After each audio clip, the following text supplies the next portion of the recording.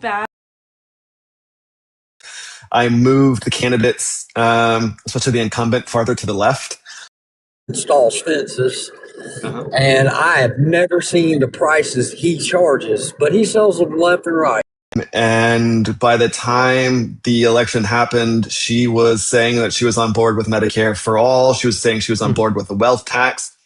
Whether she's going to do it or not remains to be seen. But that's where it started. That she didn't agree, wouldn't believe in any of those things, and actually.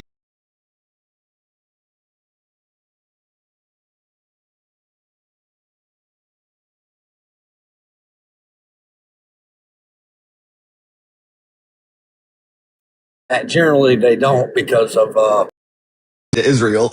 She voted for the Lake and Riley Act, voted to honor Charlie Kirk, voted to condemn socialism and all of those things. So I pushed her left. And, throughout the campaign, I just had so many amazing conversations with people across the district.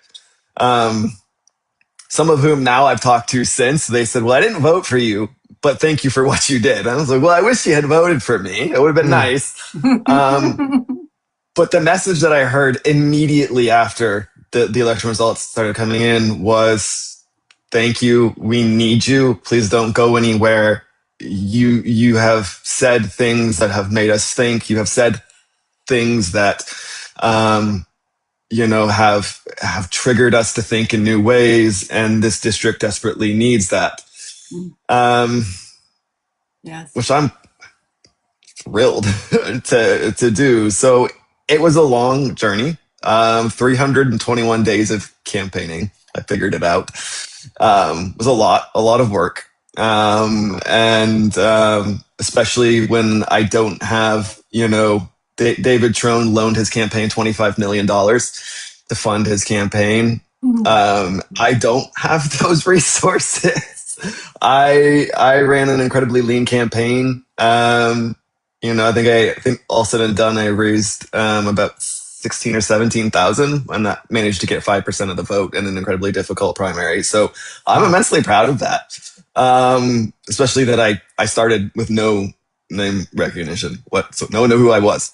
And by the end of it, I had, the highest engagement of any candidate across social media, which obviously didn't necessarily translate to votes, but that shows that people were still, listening to what I had to say, which matters to me. So it all culminated in okay, well, now what? Now the election's over. I've delivered a message. It didn't go the way entirely that I wanted. What do I do now? What do I do next? What does my future, hold for me? Because this is always something that I had dreamt about. And I'm young. I've got time to figure this out. I even had people said to me, well, no one wins their first election. Abraham Lincoln didn't win his first election. And, they're rattling off all these famous people throughout history who didn't win their first election. And, they're saying, maybe it's doing that.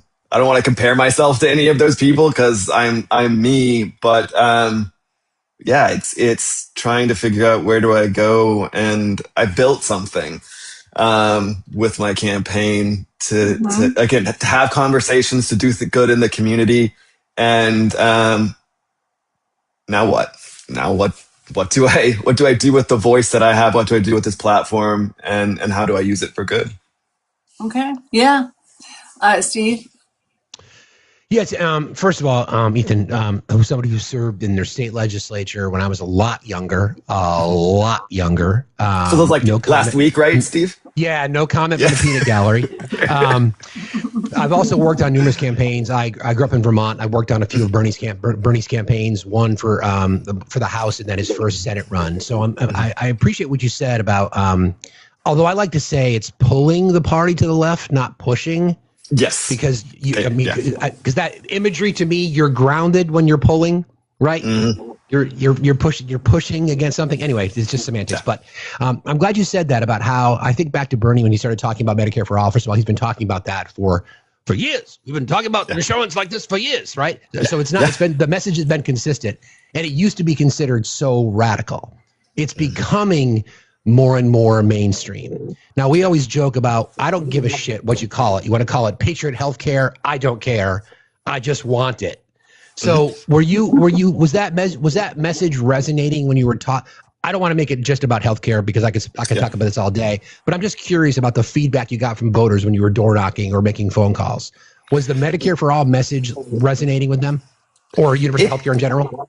Yeah, it was. I mean, that was my number one issue when I went out, and I freely talked about that. I mean, I've spent my career prior to this working in federal healthcare. I did 15 years as a federal consultant, and 9 of those years were spent working directly on the health insurance marketplace, directly with Affordable Care Act. So I've seen, but I also worked with Medicare, I also worked with Medicaid. So I saw how the system works. I saw how the system fails, just totally craps the bed. And so it was a big issue for me, and people talked about it a lot. I started out thinking that was going to drive most of the conversations, and for the longest time that it did. But I found that there were really 3 issues in my district that went together. One of them was Medicare for All. The other was just affordability in general. I mean, I know that's a broad topic, but it was housing affordability. National Association of Home Builders, I think, was the organization that did a survey in our district, and something like 85% of people said housing affordability is a concern. And this was not like just Democrats or just Republicans. This was everyone. I mean, it was a bipartisan or nonpartisan survey. So, I mean, that shows there's real issues, and we're on the edge of the DC suburbs here. And so there's this real kind of broad cross-section of wealth in this district. And here in Montgomery County, which is one of the wealthiest counties in the country, housing, I mean, the neighborhood that I live in, house prices are pushing $1 million over. People are struggling to afford that. But then you go into the western parts of the district, which are incredibly rural. It's not so much that the houses are $1 million. It's just the incomes are still so much lower that even then. So housing affordability was a big issue. And then, cost of groceries, cost of gas, things like that. The other issue, and I had people repeatedly tell me that I was overplaying this, but for a while, this was actually the number one question I got was Gaza and Israel. It ended up not playing in the election, I think, as much as it did. The incumbent did a good job despite taking money from AIPAC and despite doing that of kind of dodging the issue. But let me tell you, I heard that on the campaign trail everywhere. That was like the top question that I got time and time again is, what's your stance on Israel? What's your stance on Gaza? Do you think it's a genocide? Will you support, funding for weapons for Israel? Like over and over and over. And Maryland does have a very... I'm sorry to interrupt, but no, it's fine. Was that just coming from the left or the left and the right?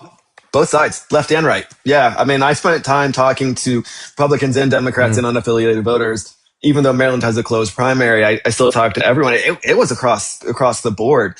Maryland has a large Muslim population. I think it's like 3rd or 4th largest in the country. And so it didn't surprise me that it came up, but it was a big deal. But it ended up then in the vote not translating through as much perhaps as I thought it would, and I think others did as well. But it was talked about massively. And then immigration was probably like, the other one, which then again, it didn't show in the vote. Yeah. They're trying to put a big detention center in our district. And that's just driven a lot of conversation. And then as well as, some parts of the district, we have, a very high concentration of, Latino community in certain areas. And it just, but again, it ended up not driving the vote the way that I think that surprised a lot of people, myself included, that it just wasn't a factor as much in the election. And I don't know, it's still so recent enough to try to figure out why. And that they haven't even finished fully counting the votes. Maryland is abysmally slow at counting votes. Well, So I mean, if I could offer, I think that this electability thing is way, way like blown out of proportion. This idea that only certain people are electable yeah, and only certain people are palatable. And I really do believe that this is going to change now that we are seeing more progressive candidates win primaries and when they win general elections, it's going to flip people's mindset and they're not going to have that same concern, not as many of them. yeah, I think that maybe a lot of people will be like, oh, I like this guy. I like what he stands for. I like that he's not taking corporate money and APAC money. yeah, But can he win? Right? yeah. Like that's the mindset they got us in. The Lisa, viability I have to question. drop for like 5 minutes. I'll be right back. I have to drop for like That's- 5. I'll be right back. Okay. Yeah. I understand. The viability question comes up time and time again. And, I have this conversation with people and I say politics is about name recognition and money. And if you have money, you'll get name recognition because you can buy it. If you have name recognition, then you'll get money because people will give to you because you've got name recognition. If you have neither, then you're in an uphill battle. And I think you're right. I think I've literally had someone come up to me already and say, well, I didn't vote for you because I didn't think you were going to win. Okay, great, thanks. I mean, if you didn't vote for me, I was never going to win. But they said, but I agree with what you were saying. Okay, so, I spend a lot of this time attacking the incumbent because, again, she voted for the Lake and Riley Act, which authorized detention. I see someone putting in the chat about the data centers in Frederick County. She was, dancing around the issues of that. That's a big local issue, development of data centers. I was very clear on that issue. So I took, these clear stances, but I think plenty of people still voted for her or, the other gentleman in part because they saw them as more electable. And I think that is something that's going to need to start to change and how it shifts people's thinking of what electable means. And, because I also had this debate. Someone said, well, you've never run for office before. Why should I trust you? And to which my response was, neither of the two big names in this race were politicians before they were elected. Neither one of them had held elected office. In fact, I actually had more experience working in government than either one of them did when they were elected. So like that in and of itself, like I was essentially the more experienced candidate in that regard. So people are fed narratives, but I think you're right. I think we're seeing it start to shift a little bit in those conversations of what it means to be viable, what it means to be electable, and what that really, looks like to a voter. I told people that, when AOC won her first primary with like $60,000 raise, and I'm going to look at her now. I mean, whether she's going to run for Senate or president or who knows what her future is, but she didn't raise tens of millions in her first primary and still she pulled off a major upset there. So I think it's a will. And I learned a lot of lessons. I learned that next time I'm going to have to knock far more doors. I'm going to have to, as many places as I showed up and as many communities as I was in there, I think that still was, okay, is he viable? I went places where I had people say thank you because no one ever shows up here. No one ever comes here to listen.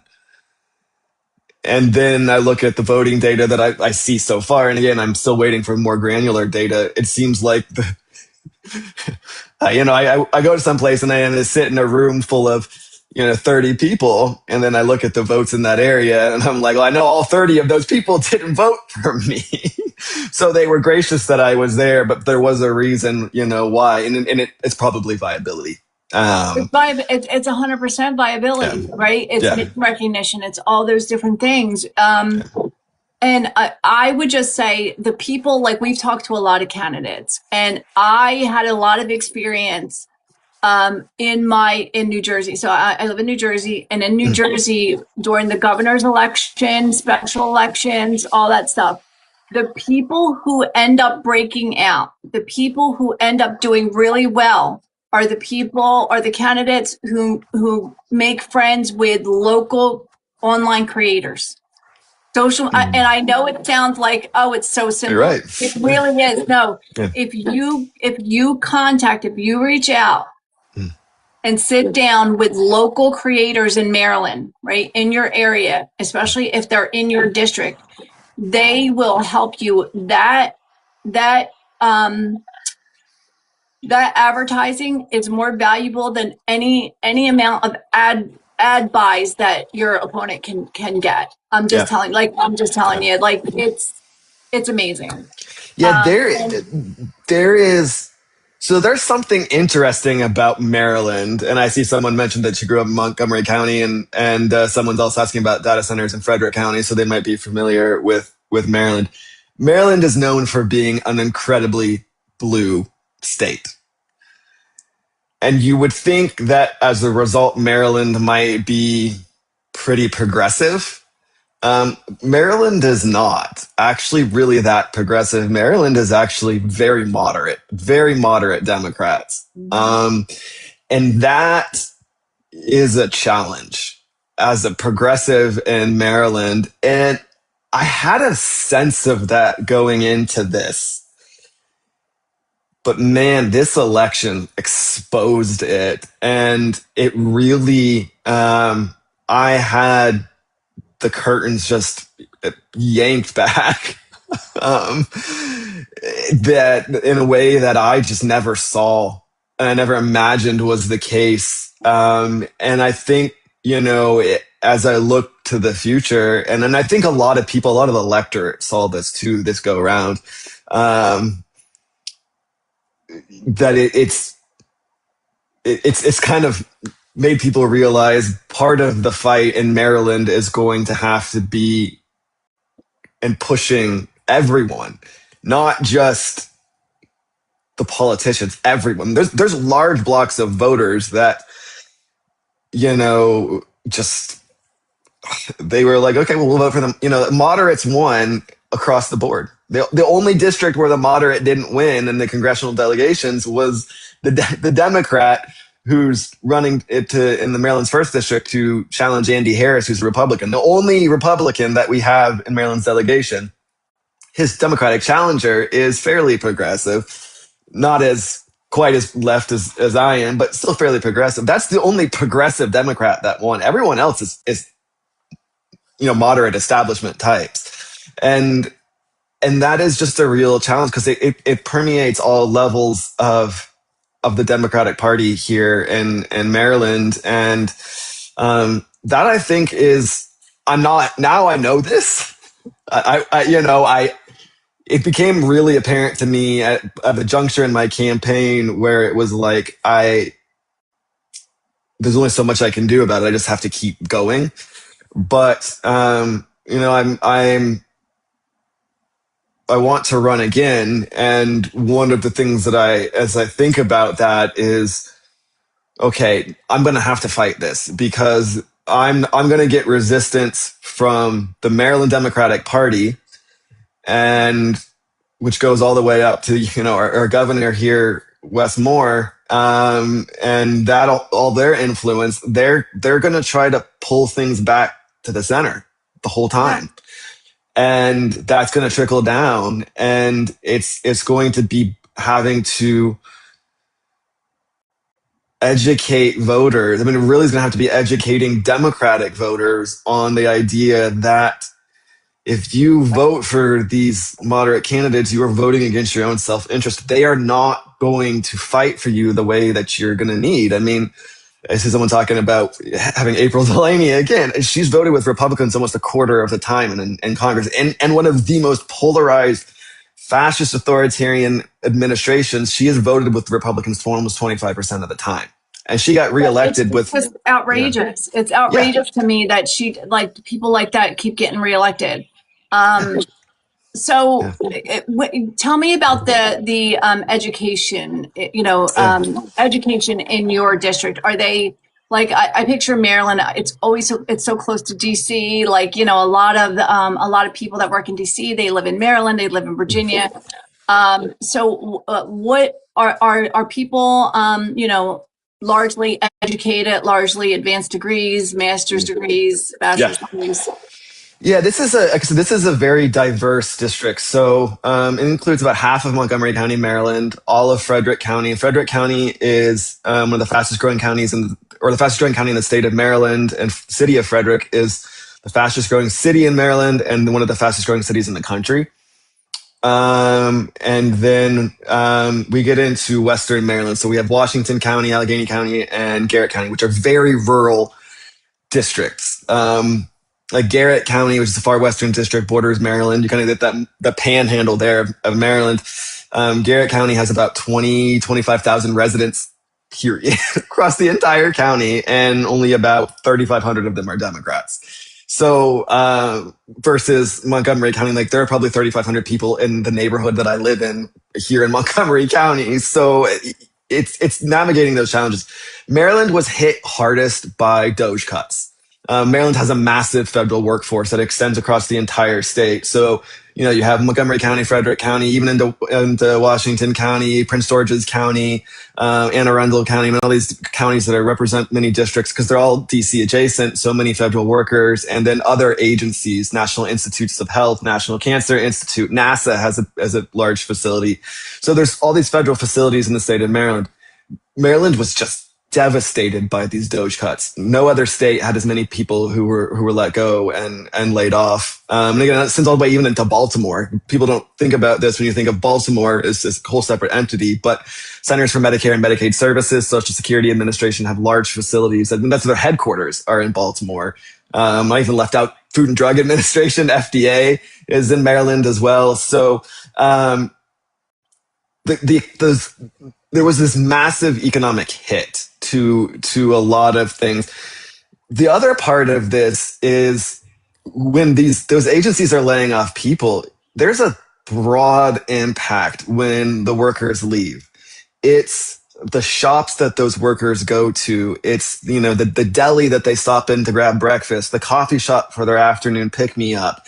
The corner store if they work, in a more urban area where they, buy something on the way home, and then it's the buildings are more empty. So the cleaning staff gets laid, the custodial staff gets laid off, building maintenance crews are down to skeleton crews. The impacts become wide reaching and are felt and really ripple throughout the economy. And Maryland has felt this, when in traveling around the district, very early on, I talked to someone who had moved back home. They'd been a part of USAID and they lost their job. They'd spent years overseas. They didn't even have a home because they were traveling so much overseas. They were in their mid 30s, moved back home with their parents. They're like, I never expected that this would be in my life in my mid 30s, living with my parents in small town Western Maryland again, because they lost their job. And so many people were they're struggling trying to find that. And when, again, we have this large commuting base. And so again, it just rippled. It was titanic. And I think the state and the counties tried to step in as much as they could to fill the void and provide impact and resources to people. It's just not been enough. And a lot of people are left. I mean, I lost count of how many people I've talked to who said, I'm unemployed, I don't have a job. I'm unemployed, I don't have a job. And they were looking for things to do. They're desperate. I mean, for some people, it was a blessing. I still remember this one woman I talked to early on. She launched a cookie business. She lost her federal job. She launched a cookie business.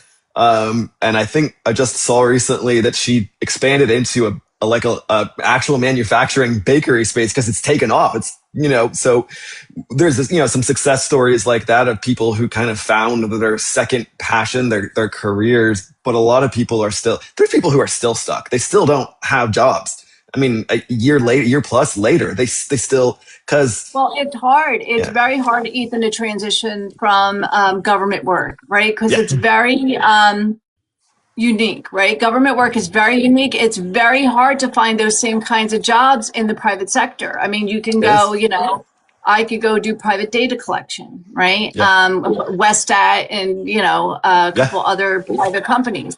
But, there's a lot of stuff that there's just, like jobs that the EPA cut, jobs that the Department of Ag cut, Department of Education. There's no equivalent in the private sector for some There's of the not. jobs. People are struggling. Well, and I think one of the things, and like you're saying, and it's still not even been realized of that how much of this work goes on that is at the government level. I saw something, and I talked about this. How many?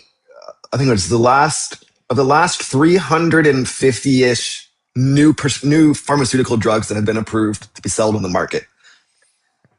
300, I think it's 356. Of the 356 most recent approved drugs, 354 of them were funded by the government through grants, through research, a lot of it done at NIH in Maryland. Brag about my state of Maryland, but done at that. That's a high, not 354 or 356.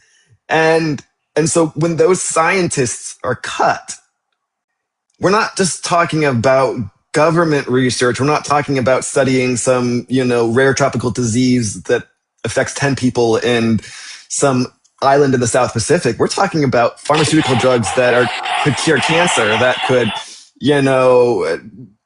make the livelihoods of so many people across this country better. That's the research that's going away. The NASA scientists who are working to, improve, satellite coverages, or, regulatory FDA, which is another massive, headquartered in Maryland.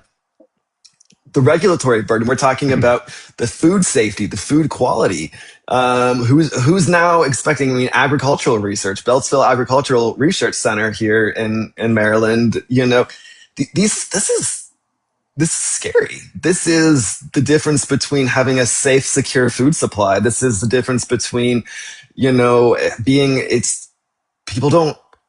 understand it, but I think broadly the full picture has not become obvious yet.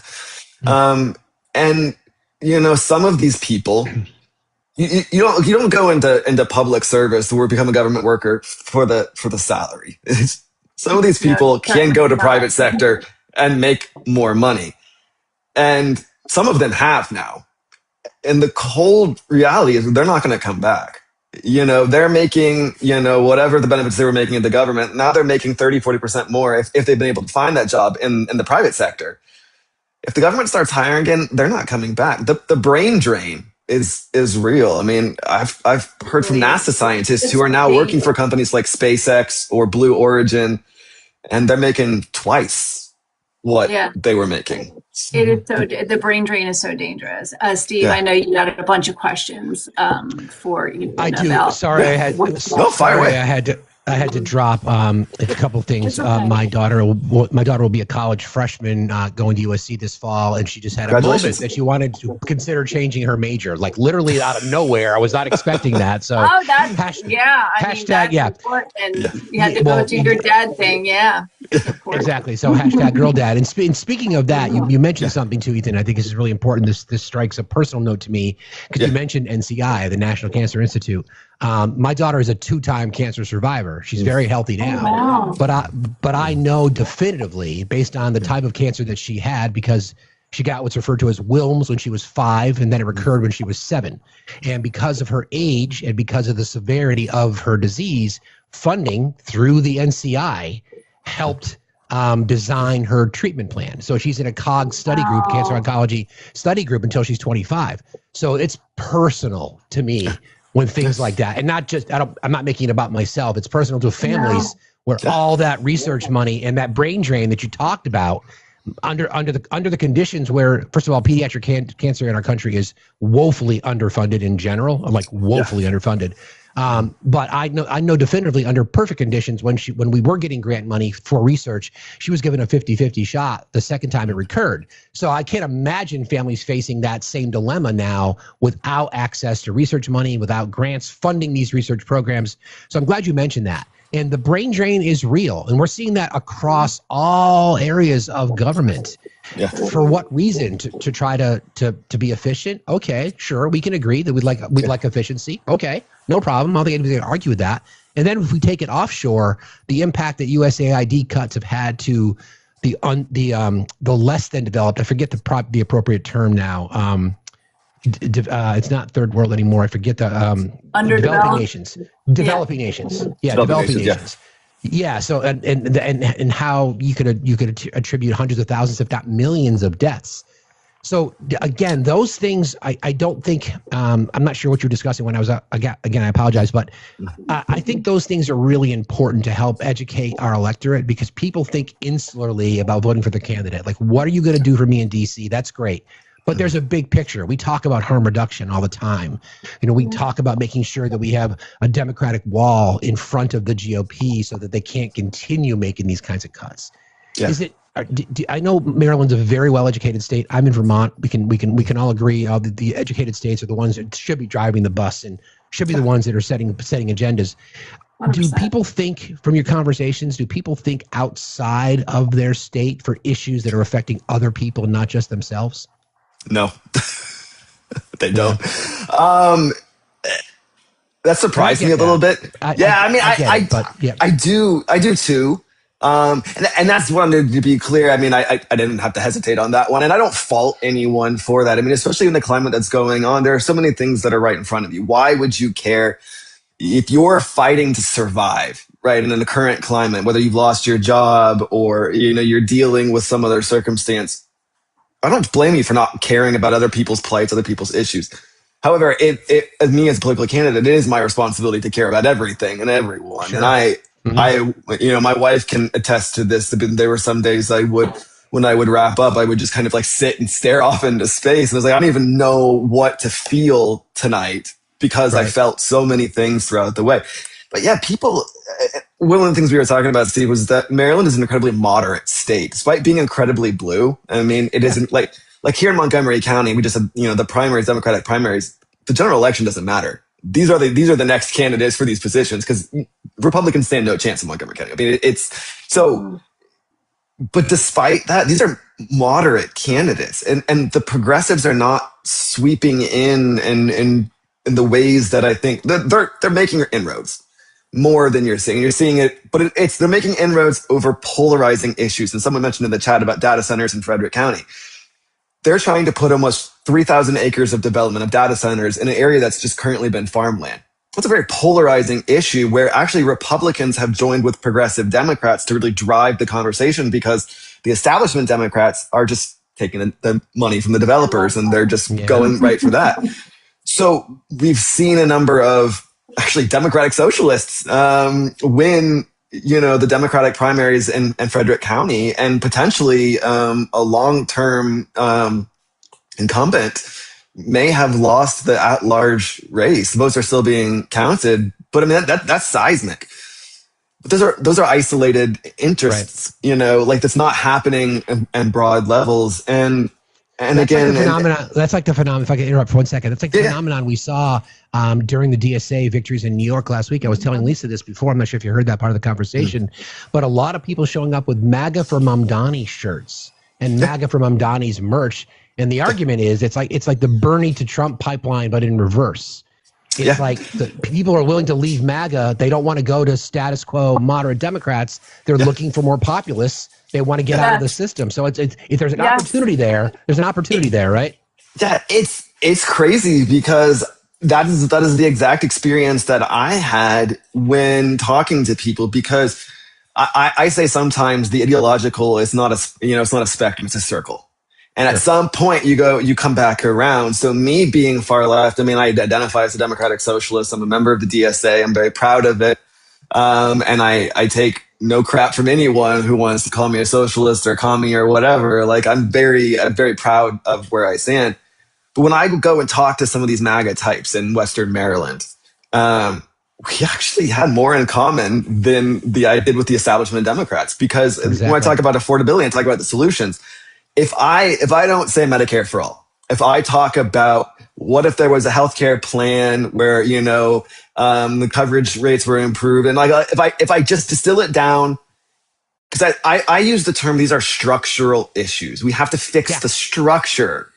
And so if I throw away the labels, throw away the terminology, and I talk about the structure of it and how we're going to fix it, what it really means, what's really broken, and what the real solution is, we were in agreement.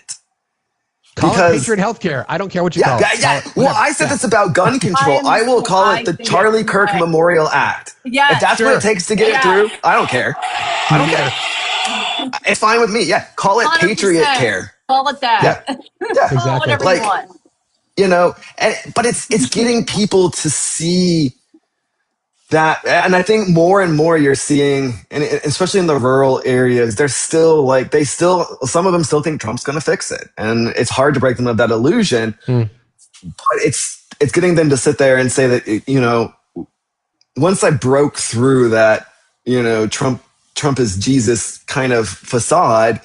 And that's not hyperbole. I mean, there are people who really feel that way. I know. But we would talk about issues, and they talk about, well, I got hurt on the job, and I ended up losing my job while I was recovering. And I would say, that's awful.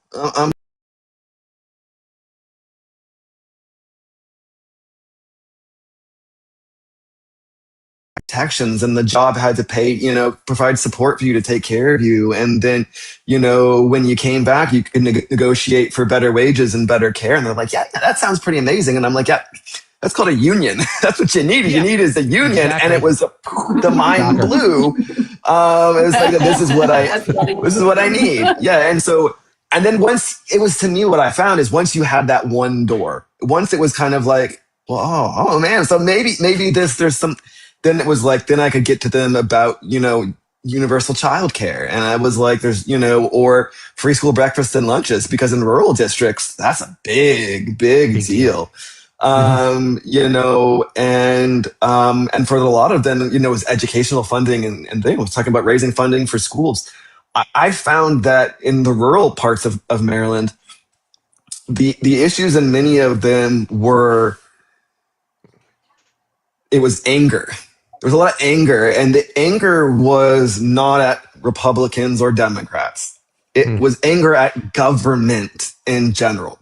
So when I stepped in, they were predisposed to be angry to me because I was a politician, because I was running for political office. But once I kind of said, yeah, I'm a Democrat. I don't like Trump. But I also don't like... I have bones to pick with Joe Biden. I have bones to pick with Obama. I have bones to pick with Clinton. I have bones to pick with our current governor, Wes Moore. I have bones to pick with all of them. And I was like, oh, wait, you do? That's possible? I'm not letting someone look at me. They said, are you sure you're a Democrat? And I said, well, I mean, some days I do question, do I really want to identify with the Democratic Party? But yes, I am we left. All have those days. Yeah, exactly. I am left because this person was talking about, school issues and curriculum. And they said Democrats are all DEI. And I said, all I want to talk about is making sure our teachers have funding and making sure that we have strong curriculum standards and that the kids are prepared to take the standardized tests. And I was like, yeah, me too. Like, don't you care about DE&I? And I was like, yeah, I mean, I believe in diversity. I believe in, everyone being treated equally and all of that. But that's one issue of like 10 when it comes to our schools. And they were like, wow. Yeah, that was the person who said, are you sure you're a Democrat? And I was like, yeah, I am. I am a Democrat. I believe in the whole picture. Nuance. Right. That's the nuance there. It's funny. You said something earlier and you talked about the reverence you have for your parents and about how your mom dragged you into the political space. Again, I'm just a couple years older than you, but my mother was a hardcore feminist, educator, went back to school, was a public school educator, master's degree, doctorate in education. She sat on the board of the National Education Association. So she was always about education first, education last, education always, and also activism. So I got that activism gene early from her. And I think that's really, really important. And I know you're trying to activate voters, and I'm doing something this fall that I'm affectionately calling the Do Something Tour, where I'm traveling across the country to try to talk to as many people as possible. I want to approach it as agnostically as I can to try to encourage conversation, because there's 90 million people that did not show up to vote in the last election. I think 45 million of those people are probably the two wings of the same bird. 45 million people, a lot like us. They want access to, they want their kids to have a good education. They want to be able to afford shit. They don't want us to going into any more wars. They want health care. They want their children to have access to capital so they can buy a home someday. Those are winning messages, right? And I always talk about this in terms of like, if you ask somebody, would you advocate for health care? Would you advocate for education? Would you advocate for investment in your infrastructure? And would you advocate for a strong social safety net? They'd be like, yeah. I'm like, that's democratic socialism for you. Like, it's just, it doesn't require this label. And we get hung up on that. So the left is just as guilty of democratic socialism, right? Or I mean, just as guilty of the culture war, because we start labeling things and that becomes dangerous. So I'm glad to hear you say you're proud to wear that label. And I think, again, though, it's the message for a lot of moderate voters to be able to move them from the center. We're a center-right country for sure. So we have to move because we've got to move that needle back to the center. And people may like, I don't want to go to the center, but it's gone quite a bit right. So we've got to really pull it back. And these populist policies, like you're just talking about, education funding, women's reproductive rights, firearm legislation, those are all 70-30 issues. People across the country. So it's about messaging, though. Sorry, I got a massive rabbit hole. No, you're right. I say politics is marketing, and Democratic Party sucks at marketing. And I am not a genius marketer by any stretch, but it's one of the things that throughout my campaign I had to evolve on is how do I market these issues? How do I talk about these issues? Because you're talking about 70-30. I mean, universal background checks is a 90-10 issue. Yeah, 90-10 issue, and we still don't have it. And as someone who, I was at Virginia Tech in 2007 during the shooting. I survived gun violence. I survived the worst school shooting in U.S. history. And then to see politicians, I still remember it, as I've talked about this on the campaign trail, they tried to pass universal background checks after the Newtown shooting. And it was Chuck Grassley who said, well, criminals are not going to subject themselves to background checks, so why even bother having them at all? Exactly. But it's a 90-10 issue. And so I got the question. I was like, well, how do you convince the politicians to switch on this? Because the people are saying this, but they're not voting this. And I said, you have to speak up. You have to get loud. You have to make them uncomfortable because they don't feel it. And I said, you feel comfortable yelling at me. Why do you feel comfortable yelling at me? And they said, well, I literally had one person say to me, he said, well, you're accessible. You respond, you listen. And I said, yeah, that's true. So make them listen, and I saw a couple of things that I saw from other candidates that kind of frustrated me was I saw people sitting there saying, well, voting isn't enough. And I that's where I wanted to no, voting is enough because in Maryland, we had what may end up being one of the worst turnouts in a primary election in a decade plus, if not more. And then in Montgomery County, I think it was something around 16-17% of Democratic voters came out to vote in the primary. That's abysmal. Awful. That's awful. Yeah. I mean, and I think the highest turnout in any county was 24%. And that was one of the rural counties. So 24%, I know percentages are different than actual numbers, but 24% of a small county is still not a lot of votes in the grand scheme. And so it's like, why didn't the people come out? But I saw Democratic candidates who are sitting there saying, well, just voting is not enough. You have to go do this. You have to go do that. You have to go donate money. You have to bring people. You have to register voters. You have to do all of this thing. And I said, no, I don't care if anyone does that. I care if you show up to vote. If we had 80% voter turnout, that's great. That's great. I don't care how many people did other things. You don't have to donate money to me. That's what I told people time and time again. Yes, I would appreciate your support. The vote is what matters most of all. And so it's getting people to see that. And I think there's still so many people, and it just goes down a bit of a rabbit hole about, you want to talk about election security and election stability. There are an immense amount of people who think the 2024 elections were rigged. They just don't want to talk about it. They whisper it. They say it behind closed doors, and these are Democrats who are saying it, and then well-educated Democrats too. And I'll freely say it. I mean, it sits in my head. But those people are like, well, if the election is rigged, why matter? And they're sitting there seeing, and one of the terms that's kept popping up time and time again is blue MAGA. So they're seeing these establishment Democrats as blue MAGA.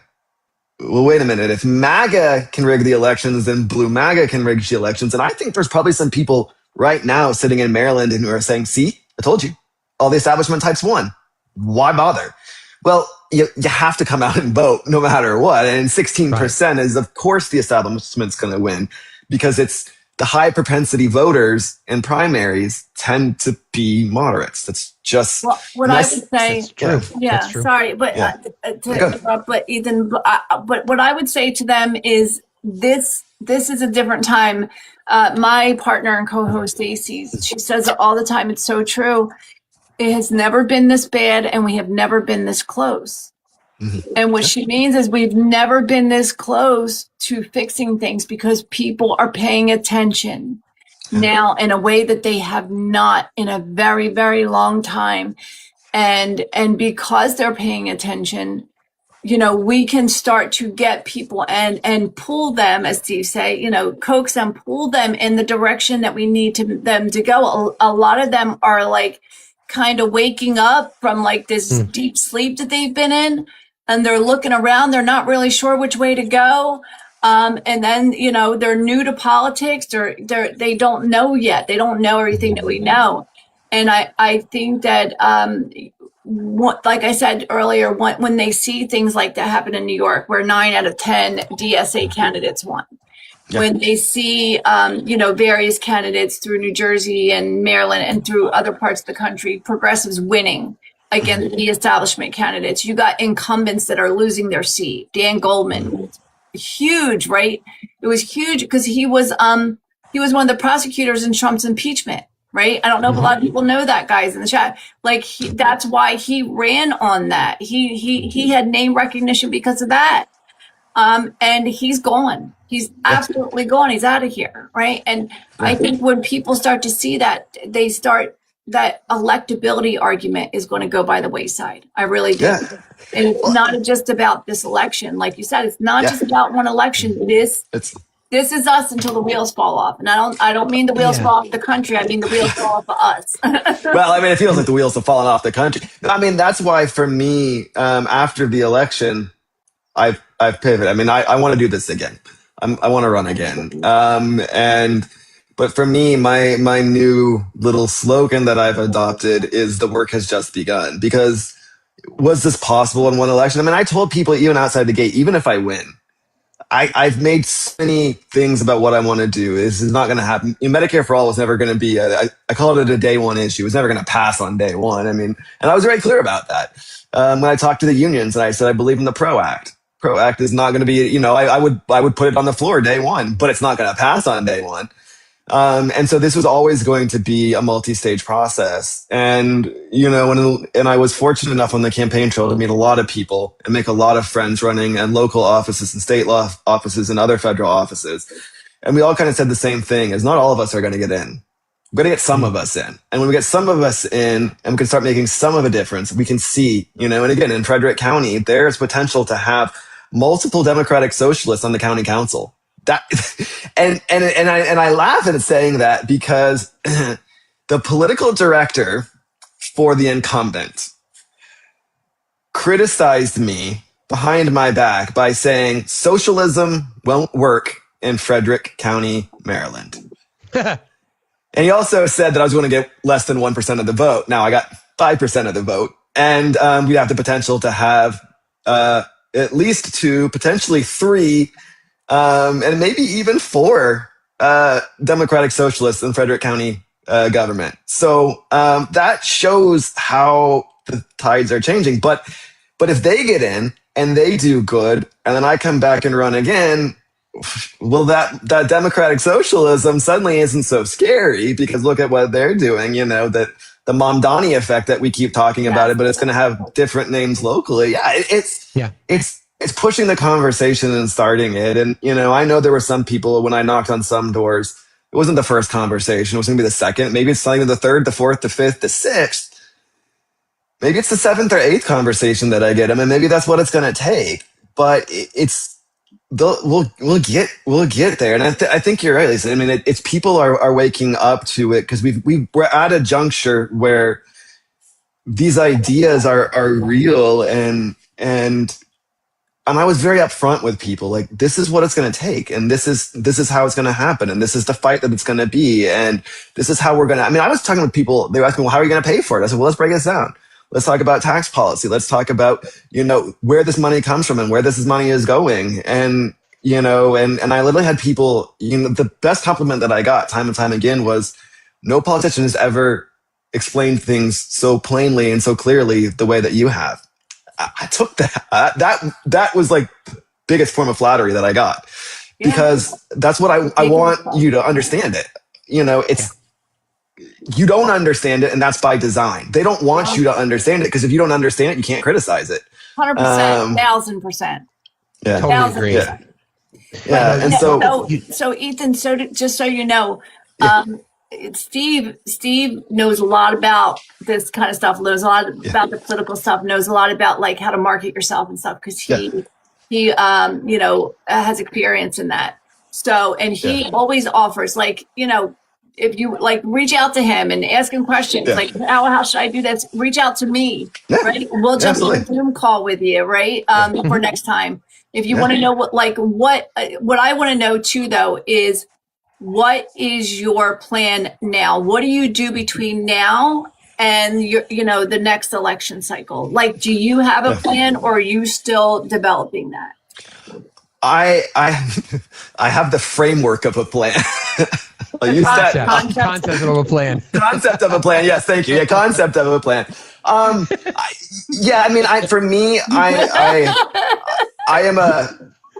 am still a recovering consultant, so I will do a post-mortem of the campaign. And again, I'm waiting to kind of see the data that comes out of the precinct, so I can see where the votes shifted, and really kind of analyze as much data as I can to understand, like, is there, because I know where I spent time. I know where I knocked the most doors. I know where I held the most events. Where I interact with the people. And so I want to see that kind of, like, if there's a neighborhood I spent a lot of time and I did really well, okay, great. I know what I did there worked, but I also need to understand the dynamic. Was that an overly immigrant community, right? That resonated because I was very clear about those things, or, just so to understand that, those issues a little bit better. But a lot of it is going to be about continuing to show up in the community, and I've already made promises to some of the friends that I've made who have some of them who won their primaries, several of them who were running unopposed, who are moving on, that, like, I'll be by your side.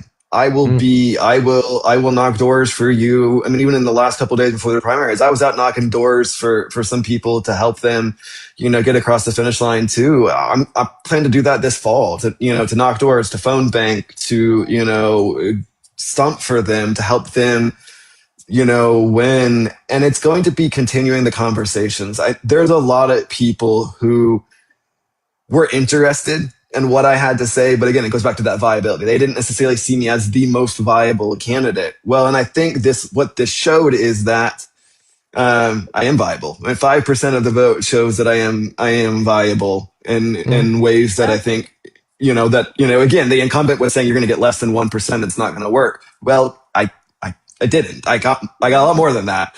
And so going back to some of these organizations, I mean, I had several organizations that went and endorsed either one of the other major candidates and said that, if you win, we'll come back and talk.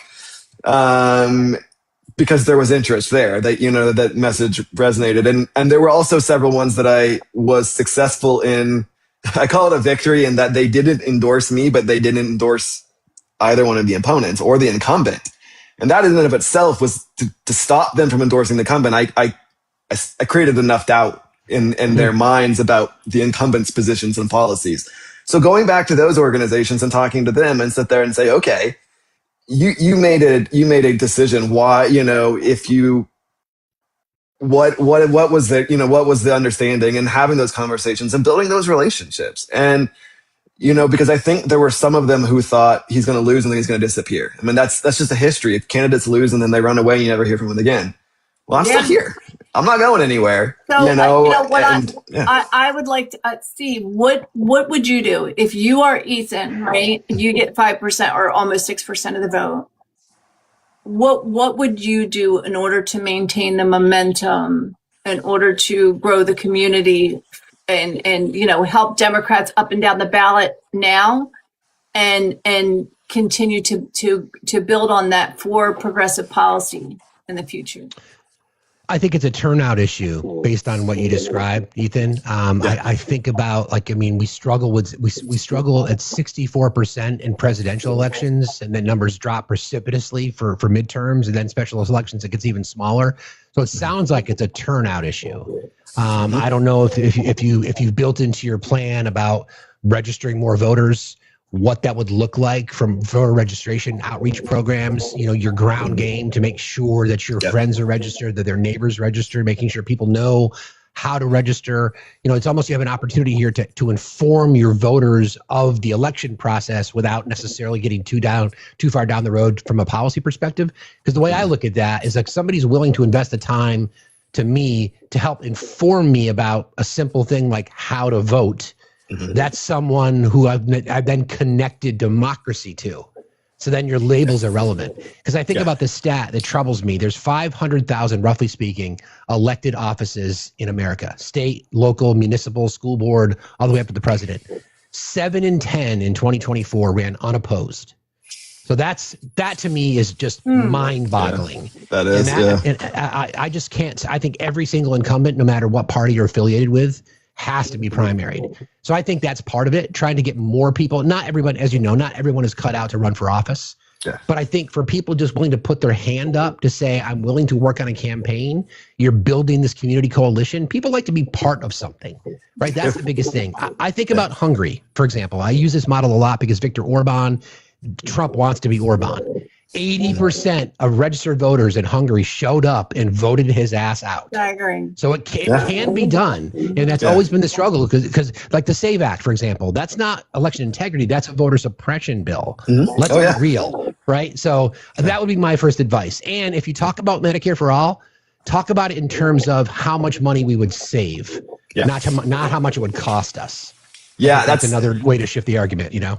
That's one of the things that I did I think later. I wish I had started it earlier, but I was talking about how 465 billion, I think is the number, an administrative cost burden that would be freed up in the government from Medicare for all. And I was like, that's almost $500 billion. I mean, think of what we can do with 465 billion. That's not let alone so many other costs. So yeah, no, I think you're right, Steve. I think one of the things is been about building coalitions and talking to people and doing that, because I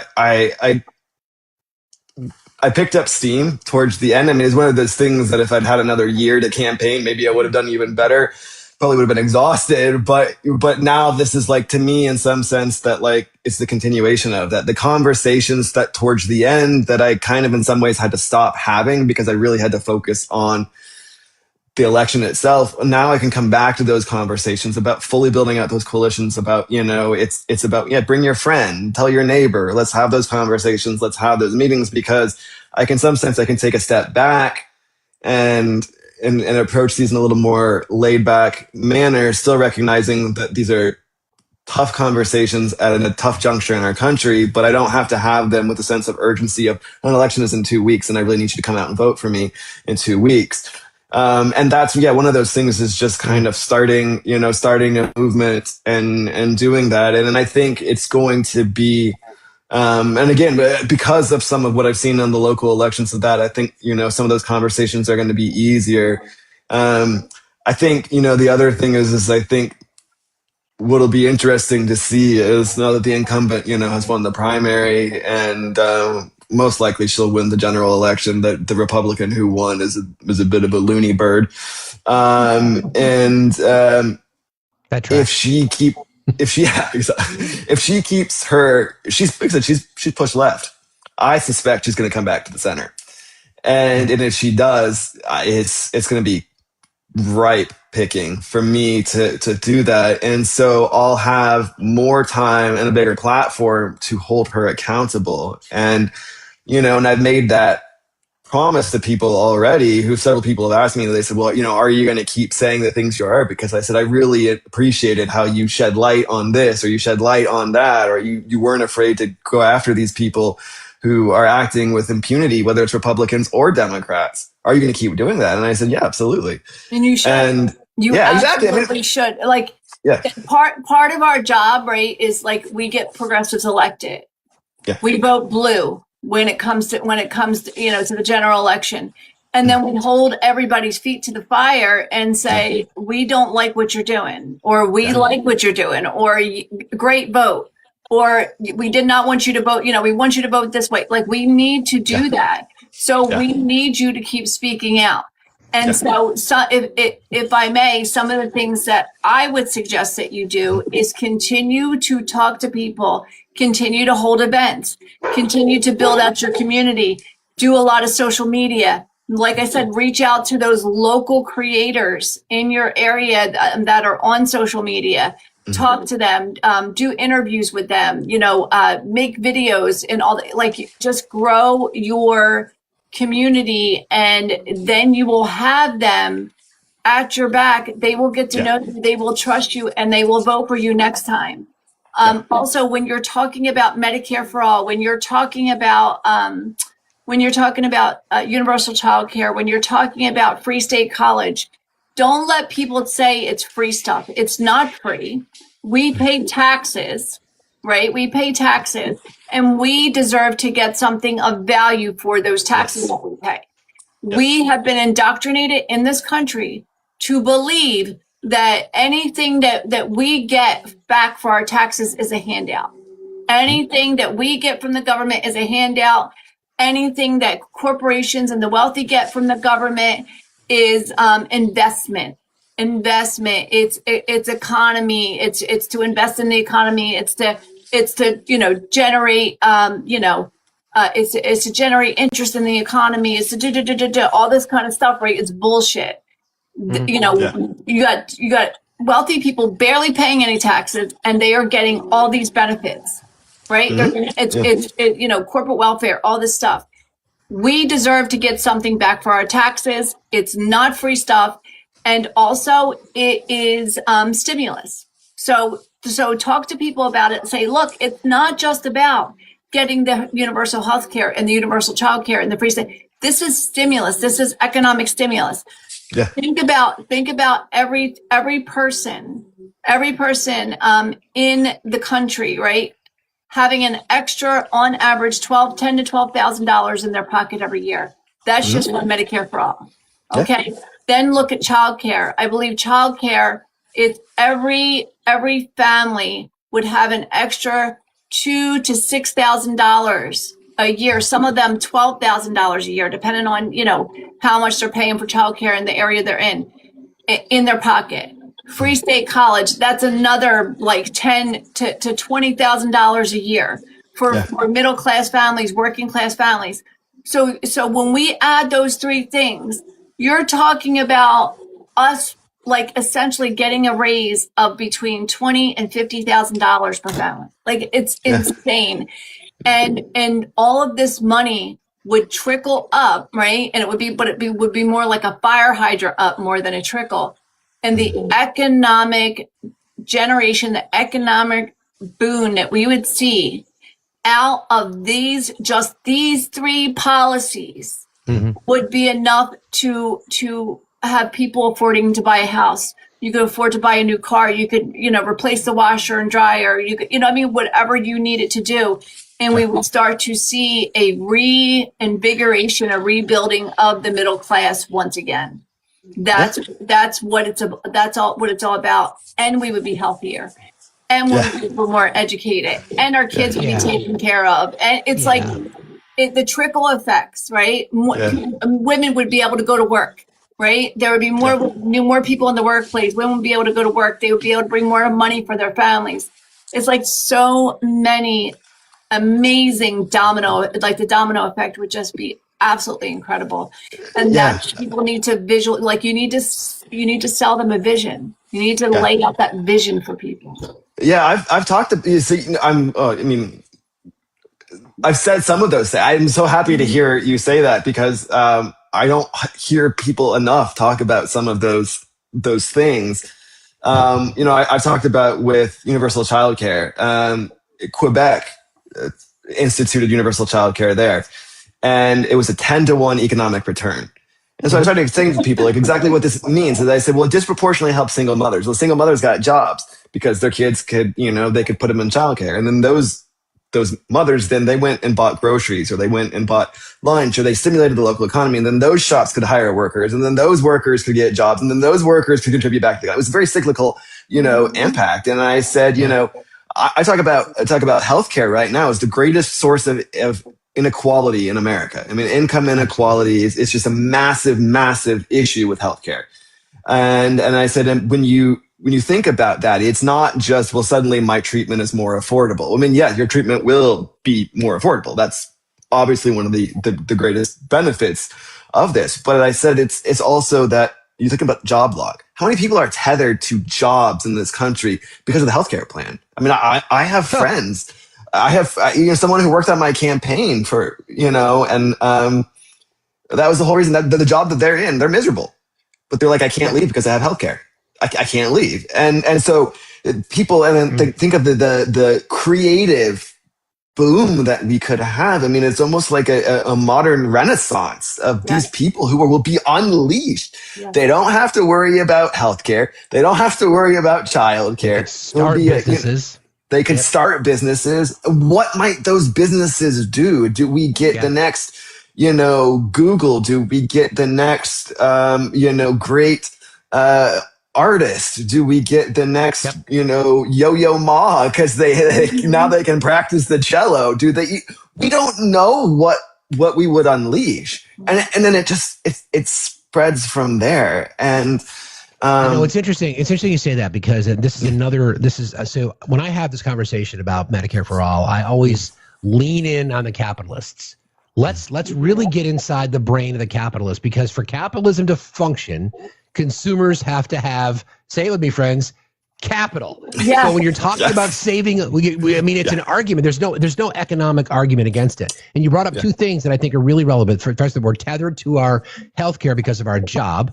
So when I left corporate America, I had a really good position. I was a chief officer on the marketing side.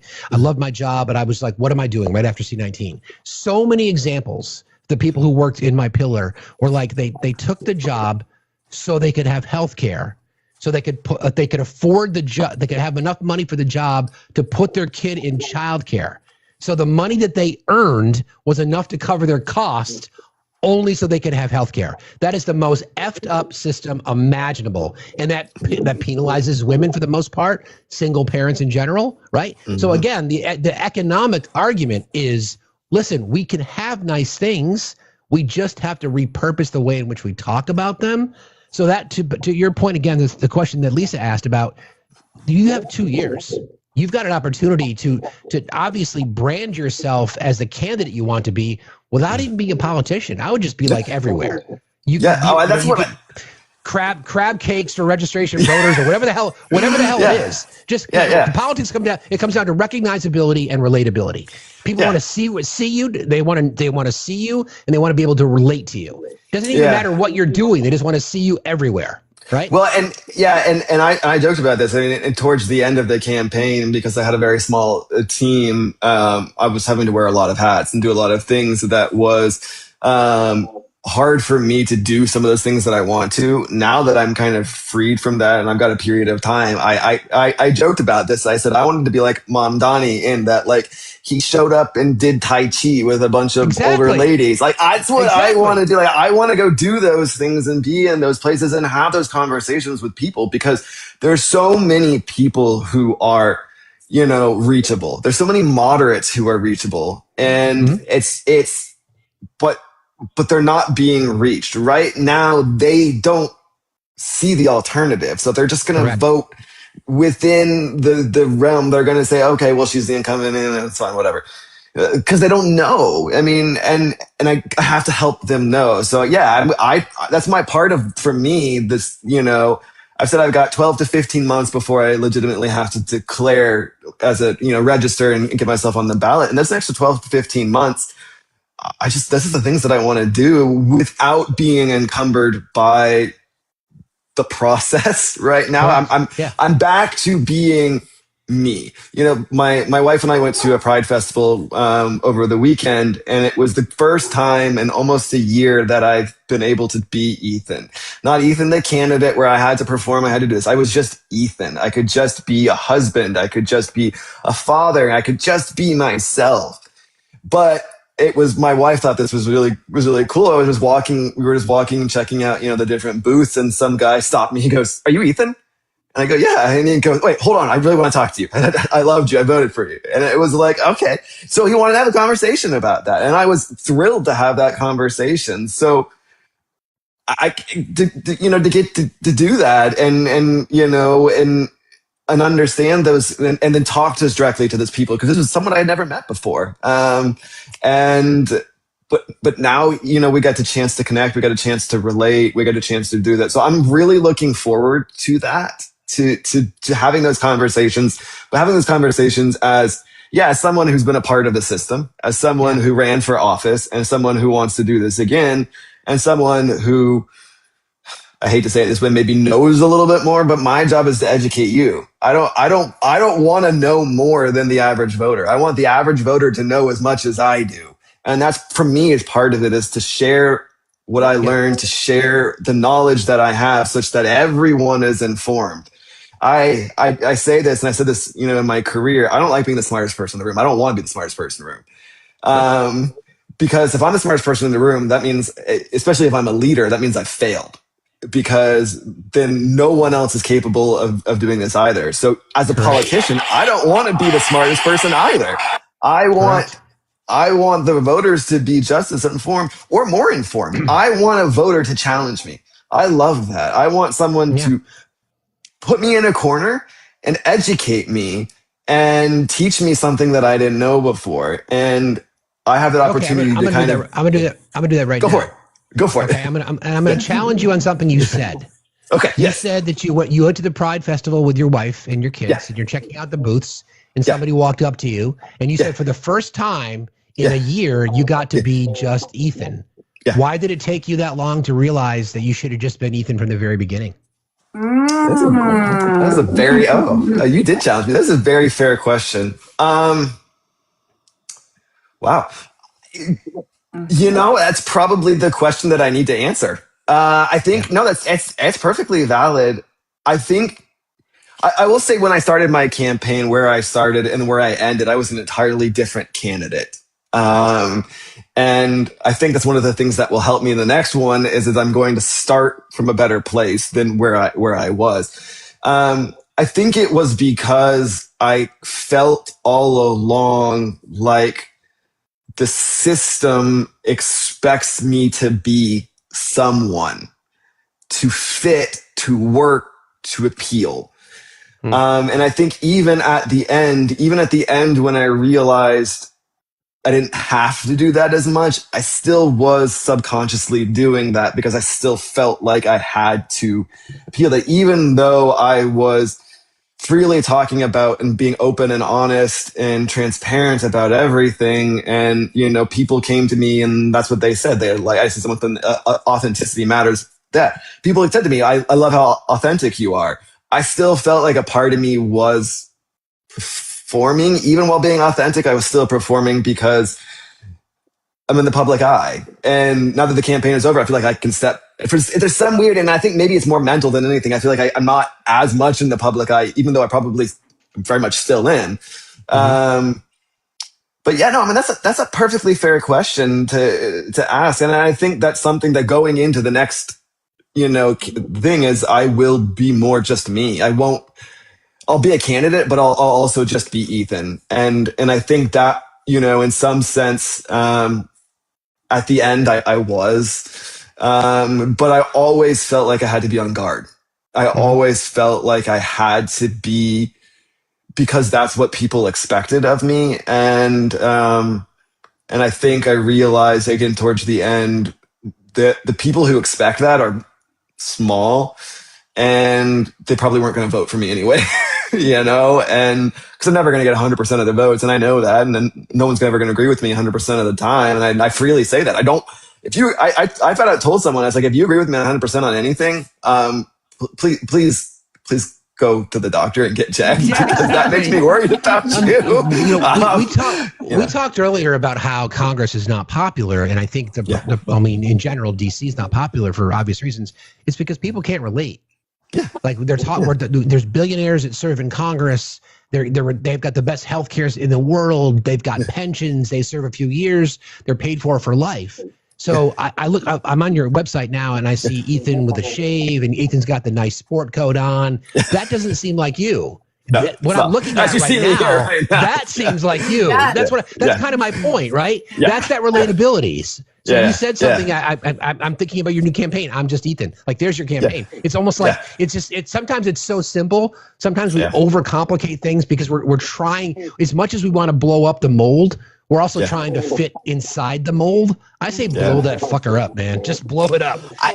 No, you're so right. And I think, I think I learned that the more I went on. And again, and in some sense, that this whole campaign was a learning experience. I knew the first one was, but I mean, you're right. I think people want to see someone who's relatable, and I see someone. Don't be afraid to fail or step in it. I mean, I did that on several occasions. I told people, I would show up at an event, someone asked me a question, and be like, I don't know, but next time I see you, I'm gonna know. And exactly. I made that promise every time that happened. The next time I saw that person, I made sure that I knew the answer to that question, and I wasn't afraid to admit that I was, I made mistakes, and that is normal. That's expected. I think people need to see more relatable. I think they need to see the more genuine, authentic people, and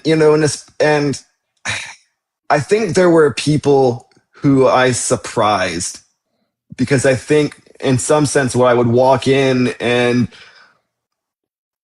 they were not primed to see someone like me sitting there or say the things that I did, and I wore them down in some sense, because I got them to let their guard down of what you have to expect from a politician, to see that they don't have to be an old curmudgeon. You can have someone young. You can have someone who I talk about that. One of the things was that I let people into my life. There's certain things that mostly my children, that I kept private, just for the sake of their well-being, and safety, more often than not, because I did receive quite a lot of threats throughout the campaign. And so I wanted to keep my children, safe, but otherwise I was very transparent about things, and I would talk about things about relatability, about dealing with credit card debt, or student loans, or what it means, how I had a marketplace plan, and it was $1,300 a month for bronze coverage, and it was too cost prohibitive. And I know what Medicaid is. My wife was on Medicaid. I'm a step parent. My two older daughters are my stepdaughters. I know what it means to be a step parent and navigate that. And I've been divorced, and so I know what it means to navigate that and to deal with things. I mean, I'm a regular person, and I've experienced life. I survived a school shooting, and I would tell people, but good story. I'm also pro Second Amendment. Is that as a student or a teacher? As a student, yeah. Virginia Tech, yeah. And so and again, I talk about the vulnerability and the frailty. I've talked about mental health and how I deal with I have obsessive compulsive disorder, and I've dealt with that. I have I have two of my daughters have autism, and I've navigated that and navigating those. So Ethan, I would lean into that. I would lean into that. I would lean into all of that and say, look, these people are so out of touch. They don't know what it's like to walk in our shoes. So how could we expect them to know what we need? Yeah.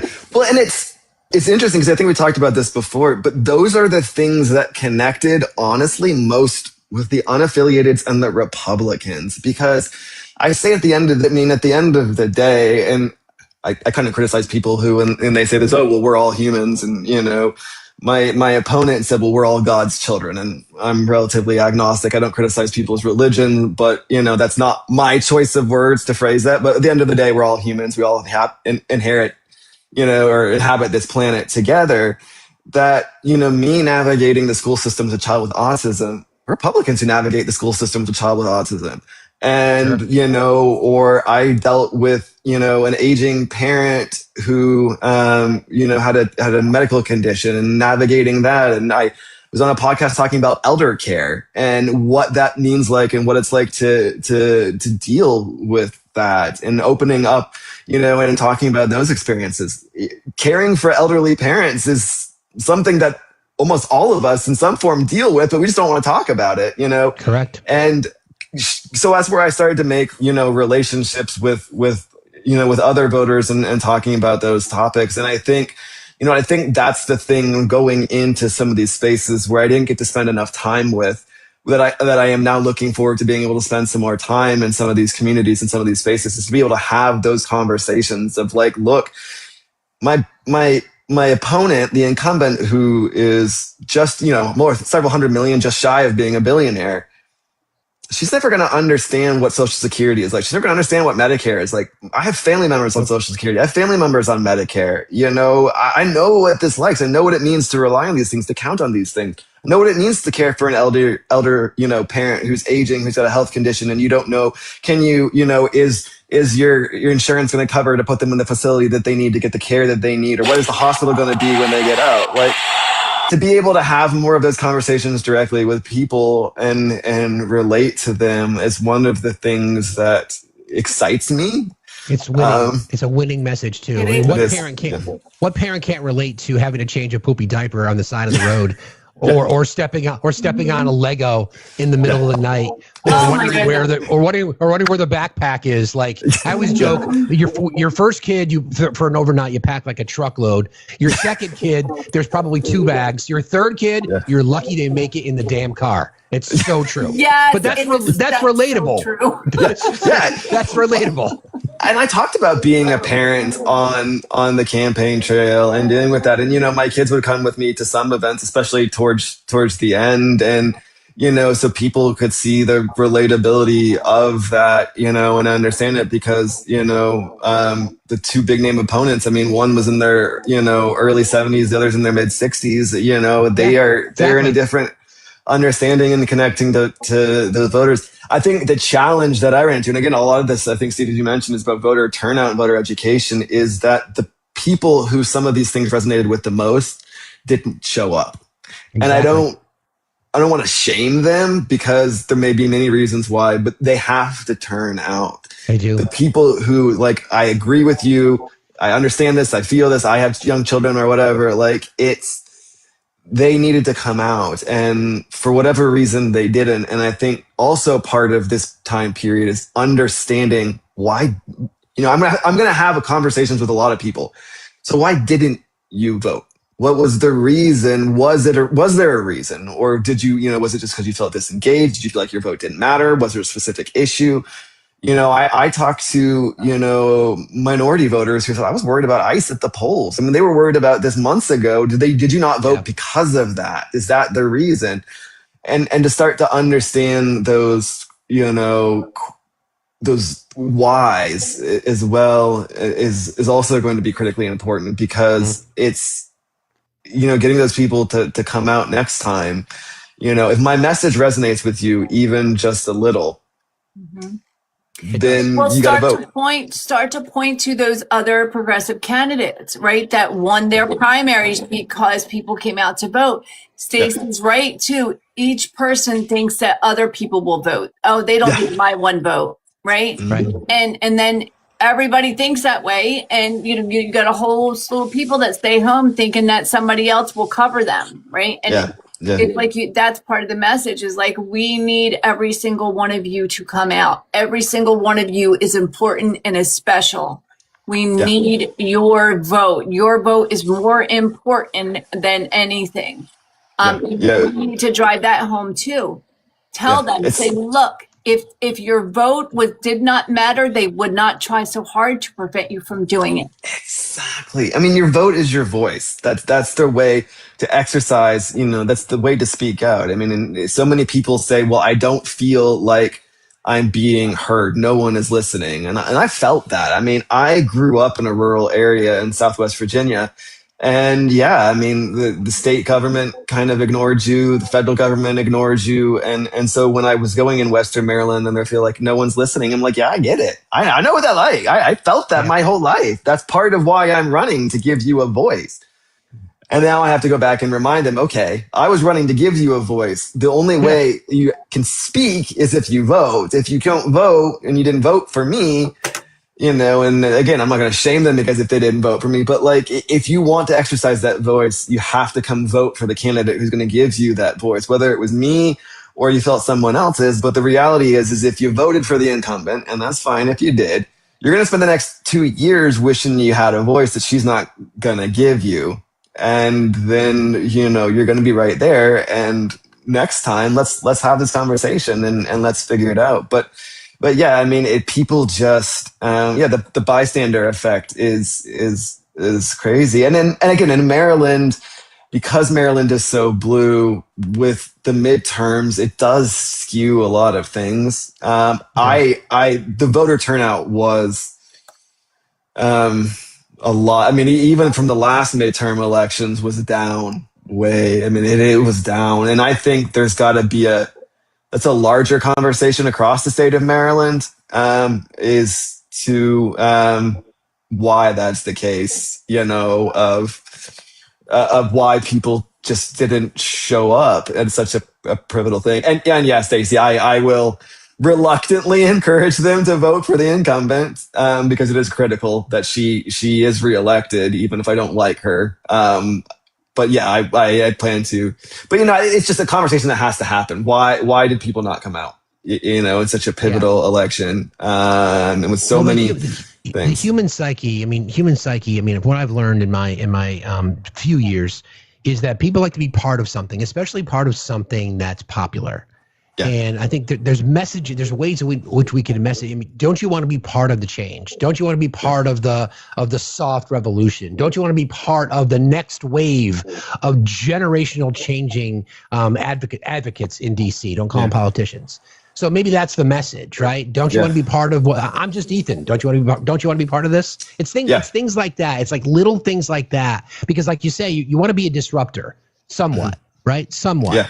To disrupt, you have to go completely 180 from what the status quo is. The status quo is, I got to fit inside the Jell-O mold. I'm like, screw the Jell-O mold. Make your own damn mold. Who cares what it looks like? I mean, that's the authenticity, right? That's that authenticity that people are desperate for. Yeah, absolutely. And I see Tom in the comments. I'm from Montgomery County, so I represent I'm in Maryland's 6th district. So if you're wondering, if your Maryland relatives want to know. No, I mean, Steve, you're right. It's I heard from several people right after or right around the time of voting, where there were like 2 people in particular who were immigrants, and they said, "This is my first time voting in an election, and I was so proud to vote for you. First ballot I've ever cast, and I voted for you." And that made me feel so good. And that's what I told people. Like, we've started a conversation. We've started this. That's why I say, like, the work has just begun. Like, this is, Rome wasn't built in a day, right? Right? Like, it didn't happen overnight. Nothing, no fight, none of these fights have been, overnight. They didn't always happen. We didn't get civil rights without a struggle. We didn't, the Stonewall, LGBTQ equality. I mean, in some of these ways, these fights are still going on in many senses. It's, generational fights, but it all, the movements have to grow and the movements have to start. And so, it's just important. And I've already had someone who came to me and said, I want to volunteer. I want to volunteer for your next campaign. Can I start now? And I was Great. like, That's great. So Ethan, yeah, I just want to tell you, so we are going to be sending you some resources. So one of the awesome. resources Thank we're you. going to send you is from Project for the People, a friend of ours who is a creator. It created this movement called Project for the People. It has all kinds of really great data-driven like graphics that you can use that is specifically for your state and for your district that tells you. Cool. That tells people how many people are going to lose insurance because of Medicaid cuts, how many people are going to lose, access to food and be more food insecure. I think my nephew's shooting fireworks off, scared shit out of me. And how many people in your district are living below the poverty line, all that good stuff. So that, and also a friend, Lance, who is the campaign manager for a progressive candidate down in Louisiana, Matt Gromlich. He and a friend of his are kind of creating the progressive version of the DNC, and they are collecting progressive candidates along the way as part of their as part of like kind of their organization and stuff. So they are going to be reaching out to you too. Amazing. They have plans for people like you who didn't win their primary but still want to be involved, and they're going to have different things for you to do, advice to give you, like different events you can go to, all this different stuff. So they're going to give you some resources as well. I love that. Amazing, amazing. Yeah. And so I know, Steve, I know you talked a little bit about your Do Something tour. Did you want to kind of broadly talk about it, just plug it again? Sure. And there's opportunities for anybody and everyone. The idea behind the Do Something Tour is to try to activate voters. Since we're talking about voters, we're talking about voter engagement, because I believe democracy is not a spectator sport. You've got to be involved. So Do Something started with this idea. There's always something that we can do in our communities to help a neighbor, to help a friend, to volunteer, to go to maybe be a little league referee, whatever it might be, whatever your skills are.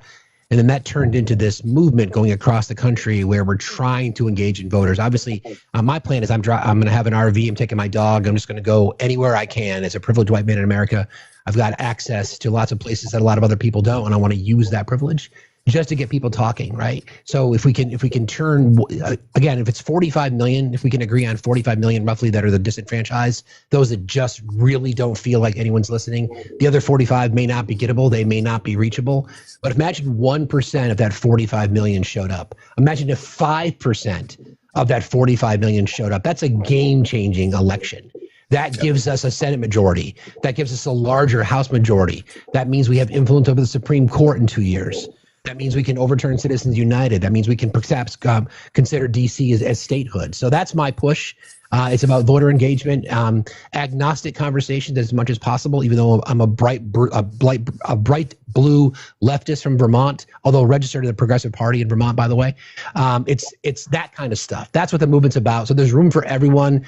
You want more information, you can find it in the link tree in my bio. There you go. Okay. Steve, do you have, I should go to your page, but do you have like a event calendar or anything yet where you have like certain events you're going to be or certain cities you're going to be in? It's funny you say that, because that's been the hardest part to put those pieces together. I have a message into Danny to try to work with her for some of these identified areas. I really want to focus on swing states. So that's kind of my target, because those are the most, I wish every state was as important, but I think swing states are, because we have to win this next election without question. So voter activism in those states. I'm probably going to be attending some larger events that I can drive to from the communist haven that is Vermont locally. I'll be able to bang out a few of those over the course of a couple of days. But I'm willing to go anywhere and everywhere, because there are disenfranchised voters in every state, in every neighborhood, in every community across the country. Yeah, so the reason, to answer your question, it's coming. Okay, good. Because I want to see what events are there, because I know they have a rodeo. So down in Salem County it's like the very southern of New Jersey. It is a reddish purplish district. Jeff Van Drew was a Democrat. He won that seat in 2018 as a Democrat, and then switched to a Republican by 2020. Right, because that's the way that it was like the district was turning more red. It's rural, it's suburbs, like it's a big mix. But I would love for you to talk to voters down there they have a really great candidate. They're trying to flip that seat back to blue. I think that it's one of the 3 red districts that we have in New Jersey. I really do think it's the most flippable one because Van Drew wants it as a Democrat. So I want to see I want to look at your schedule and see if you're going to be in this area, and then try to look at what events is going on, and then maybe if you that area. I'll do you one better. If you have the ability to try to put me in contact with either an indivisible chapter or 50 or 5150 or 50, whatever it is, 5051, put me in contact with any ground game organization like that, I will drive down there. Okay, awesome. All right, yep, I'll get it together. I will get it together. I'll make it happen. Thank you. Appreciate that. Yeah, and Steve, if you are in the state of Maryland, I will be there. Okay. Anyway. I mean, well, to be honest, Ethan, I will be in DC on election day because I plan on spending a lot of. Yeah, I plan on spending some up close and me and Stacey are going to be there with Steve on election day. Planning on spending some up close and personal time with Mike Johnson. He's my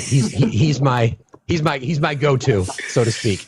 Well, I have a friend that likes to go bird dogging through the halls of the House buildings.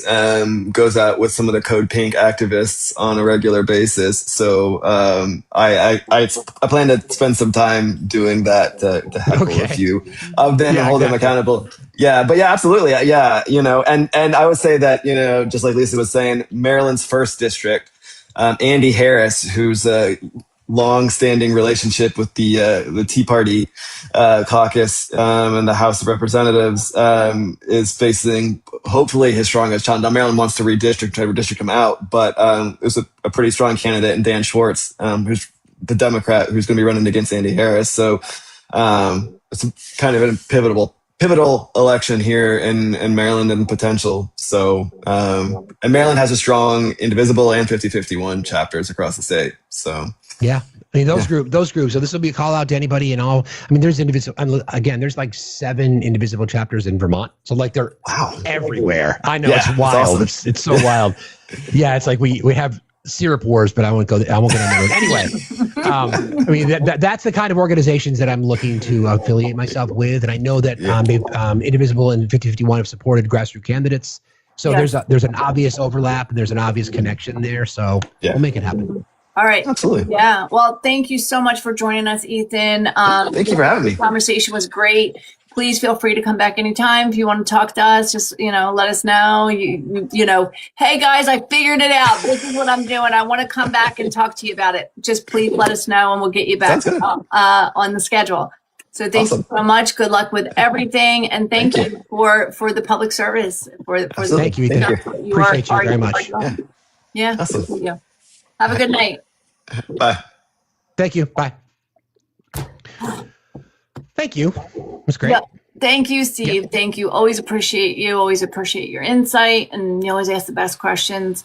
And yeah, I definitely am going to make that happen. I love the candidate that I can't remember his name off the top of my head, but the Democratic candidate, the progressive that they have running in the district down there is just amazing, and I really do believe I believe he can win. Because Van Drew is just he's smarmy, like he doesn't even he just looks smarmy. It kind of has that Stephen Miller look. So. I was having a good night, Lisa. Did you have to go there? Seriously, my gosh. No, but it's interesting though, because I'm glad I'm glad Ethan was open to that. Not that he wouldn't be, obviously, but the idea behind authenticity in our candidates, I think, is really, really important, and I'm hoping to see that more. Like seeing Zoran jump into the pool in New York City with his suit on, like that. Or the campaign, the social media campaign he did when he jumped in the ice water. Right, to obviously, those things are real. That's what people want to see. Right, people want to see, like, if you've got toddlers and you drop them off a campaign event and you've got kid vomit on your shoulder, who can't relate to that? That's realness. That's authenticity. We get too polished. People are too concerned about image. I would just rather see realness. I would rather see people who don't know the answers to things say, you know what, I don't know. I'll find out for you. We think about all the interviews that we watch with talking heads, especially the talking heads of the media, and with their canned, buttoned up responses. It drives me freaking crazy. I'm like, I want to shake the interviewer. I'm like, where's the next question? Yeah, exactly. Yeah, right up the wall. Well, a friend, a new acquaintance that Stacy and I met through Lance, through Matt Gromlick's campaign manager. He has been in marketing for years, and he was a Dem consultant, a speechwriter, all the things. And he said something that, and it's just stuck with me. He said, we had the information age, then we had the attention age, right? Where like, it's all about, gaining attention. He said, we are entering the integrity age, where because we have, the ability to fact check these candidates in real time, and because we are so over the bullshit, we are so beyond the bullshit, and we just want somebody to be real with us. Like, we have real problems. We don't have time for your flowery nonsense, Yeah. and you're, you laying it on thick for us. We would just tell us what the deal is. Be a Mom Donnie, right? Mom Donnie doesn't, he's like, look, this is the problem. This is what I think the solution is. These are the obstacles, right? This is how we get from point A to point, like, this is what we want. So he's like, the next age is the integrity age. And it's going to force candidates to be real, to tell the truth, to be authentic, right? Like the age of these just lying, dressed up, shiny politicians is over. It's pretty much it is like little things, right? Like, what kind of parties did you go to in college? I mean, it's just realness. I mean, why have we become so just, why do we put politicians, elected officials on pedestals?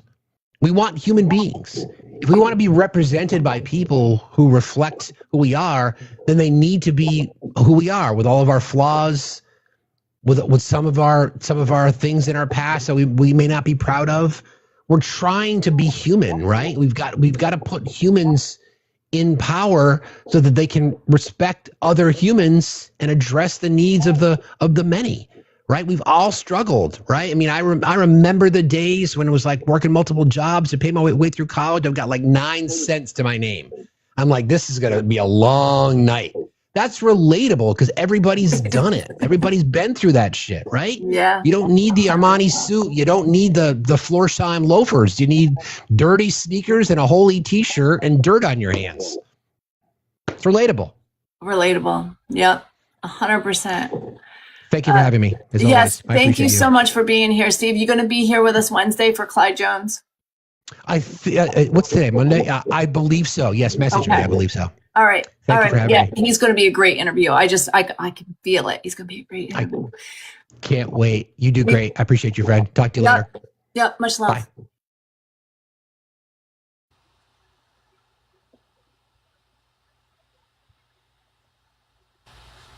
There we go. Hey guys. Yes, that's why Planner survived. Yes, exactly, Stacy. That's why Planner has survived. He survived all that, right? And Ethan was talking a lot about the fact that there were a lot of moderates in his district. And I didn't get to say it, but I was thinking it, and like I got sidetracked, right?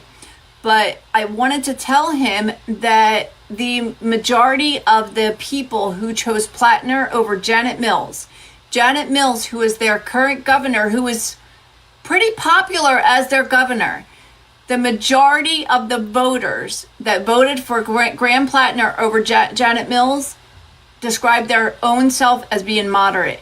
And I said this to Steve and Ethan in the beginning. I really do feel like that label of moderate comes from people, how they see themselves and how they want others to see them. It's not necessarily their politics. They want to be seen as common sense, reasonable people. And to them, that's what moderate means. Because when you ask them specifically about policy, 75% of them will lean on the progressive side of policy. When you're talking about, gun control, when you're talking about healthcare, when you're talking about economic policy, they are like in favor of progressive policy. Yep. And Trumpers want to be seen as successful. That's right. Trumpers, they want to be seen as successful, whether they are successful or not.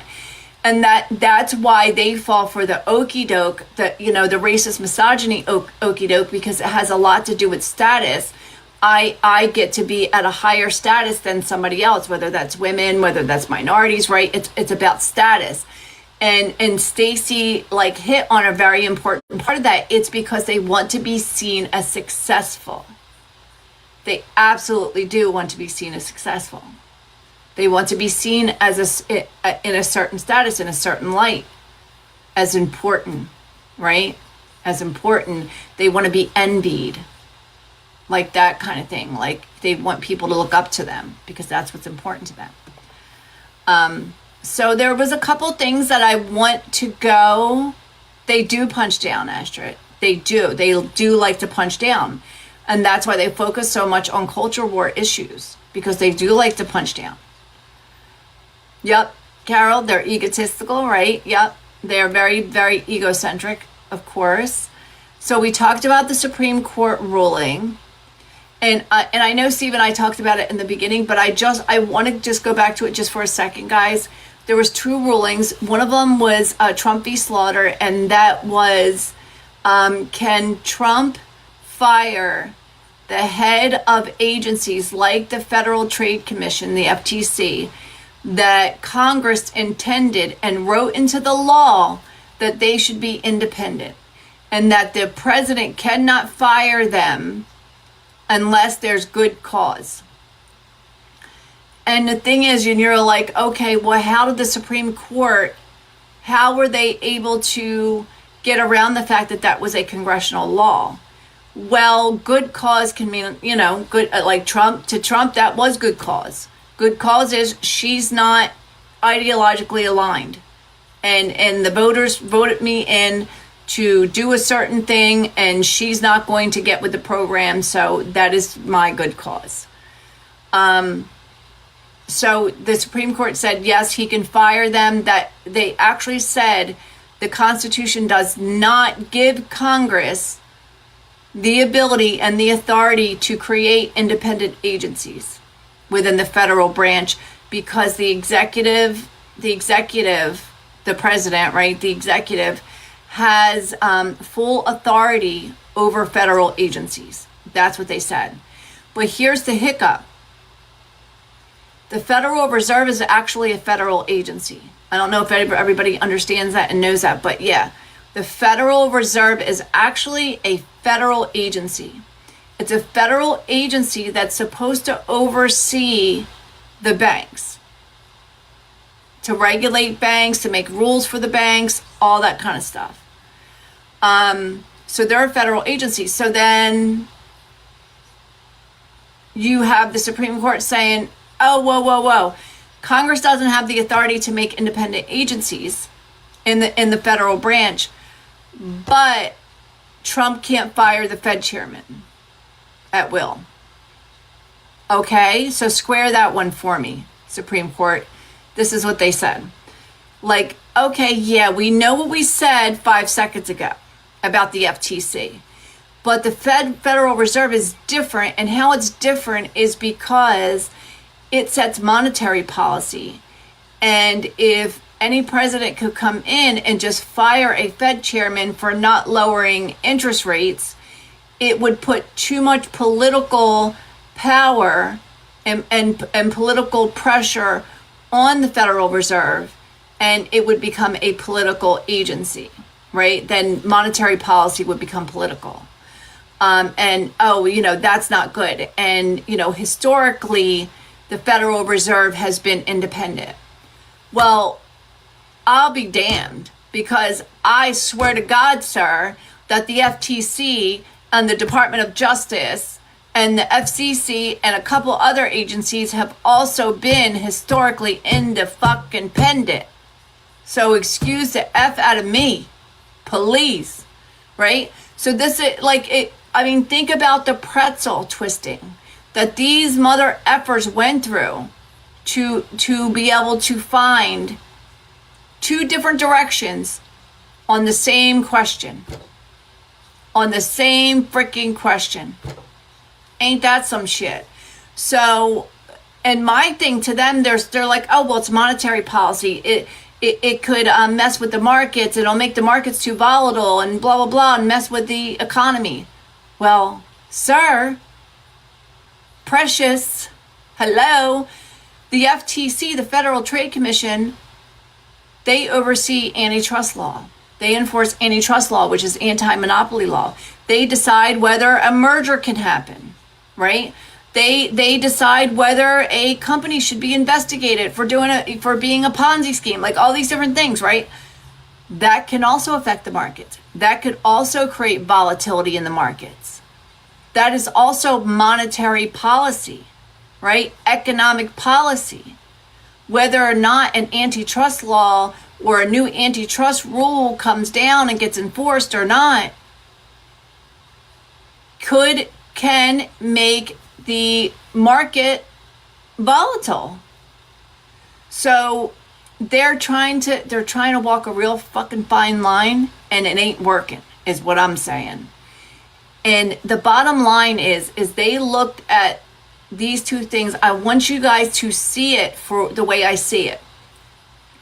The real difference, and the part that they can't actually say out loud, but the real difference for me is the FTC is about regulations on companies, and they want Trump and they want the president, right, to have purview over that, and they want that to be political because they want lobbyists to be able to pay to deregulate and push mergers through and all these different things.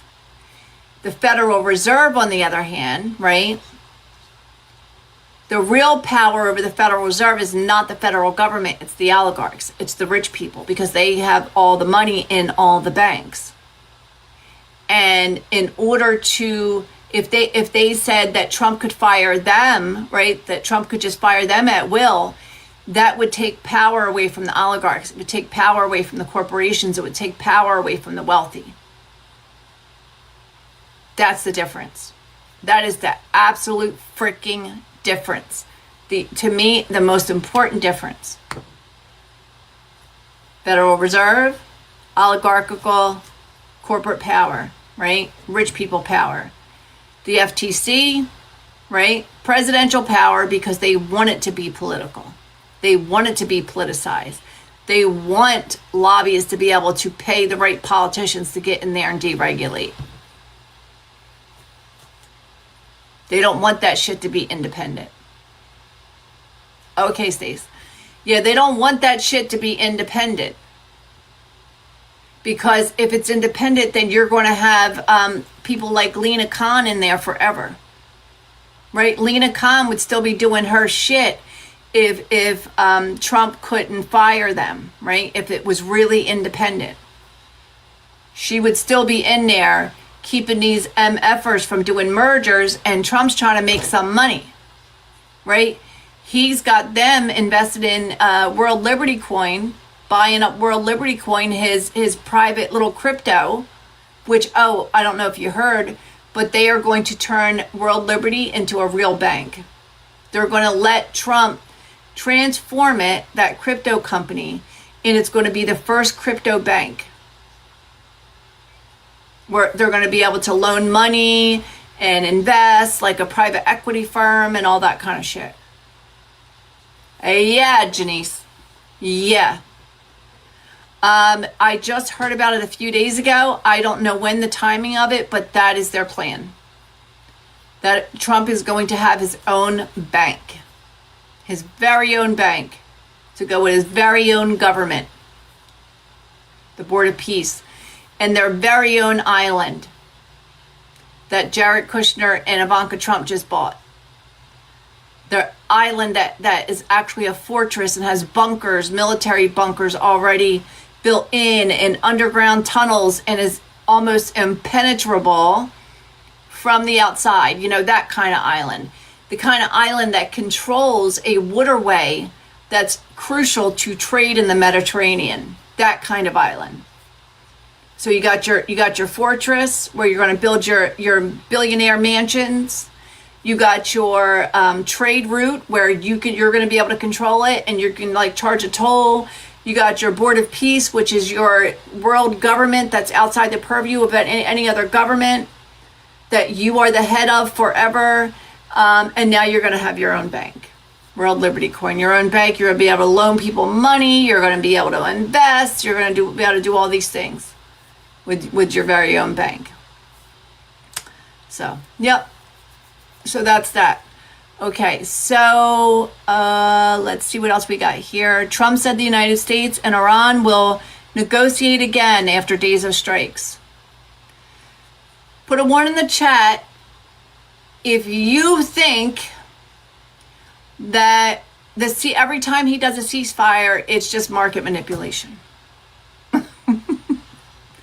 Because this is crazy. Like it's completely insane. They did a freaking ceasefire. 2 days later, he goes to Congress and asks for $80 billion to help him continue the war, right? To help him continue doing his war in Iran when it was supposed to be completely over. So figure that one out. Freaking me out. So, yeah, figure that one out. We found a black widow in right outside my bedroom door, and now I'm like freaked out. Yeah. And he asked for $80 billion for a war that was supposed to be over, and then 2 days after that, boom, shit hit the fan. Boom, boom. You know, I mean, oh, it's back on now. It's back on. Now we're going to have another peace deal, right? Another peace negotiation, so they can mess with the market again and make money. Let's see. I wonder how much money they made. I wonder how much money they frickin' made. Trump proposed having 47 trees near the White House to commemorate himself. Trump is pushing for Lafayette Square, which is across from the White House, to have exactly 47 trees to commemorate his status as the 47th president. Trump wants all the trees to be maples. It's unclear whether he would remove trees as part of the effort or how many trees would need to be added. A former Trump campaign advisor is in discussions to join the White House. Former Trump campaign spokesman Jason Miller, oh my God, I fucking hate Jason Miller, is in talks to join the White House communications team as part of an effort to boost White House messaging ahead of the midterms. Miller was slated to be Trump's first White House communications director, but declined the job amid allegations that he had an affair with a campaign staffer. You don't say. A man detained for protesting the National Guard in D.C. received a settlement. The ACLU of D.C. announced it reached a final settlement with D.C. on behalf of a man who says he was detained after playing Star Wars music near National Guard members in D.C. Do you remember him? Do you guys remember him? Put a 1 in the chat if you remember the guy, all the videos of the clone march or whatever that he would play behind the National Guard in DC. It was fucking hilarious, right? It was so good. It was so good. So anyway, they arrested him. And he sued the DC police, saying that they violated his First Amendment rights by detaining him in handcuffs for 15 to 20 minutes for a Star Wars stunt. And now he just got a settlement. I don't know how much he got, but it was probably $2 million. Let's see. Bill Maher poked fun at Trump at a Kennedy Center award ceremony. The Kennedy Center gave Bill Maher the Mark Twain Prize for American Humor. Maher and other comedians in attendance used the ceremony to mock Trump. The Kennedy Center has been a major focus of Trump's second term, with the president replacing the board with loyalists who tried to rename the center after Trump. Maher and Trump have a contentious history, but the pair made amends last year after dining together at the White House. Maher says they've since gone back to their old antagonism. Yeah, don't care.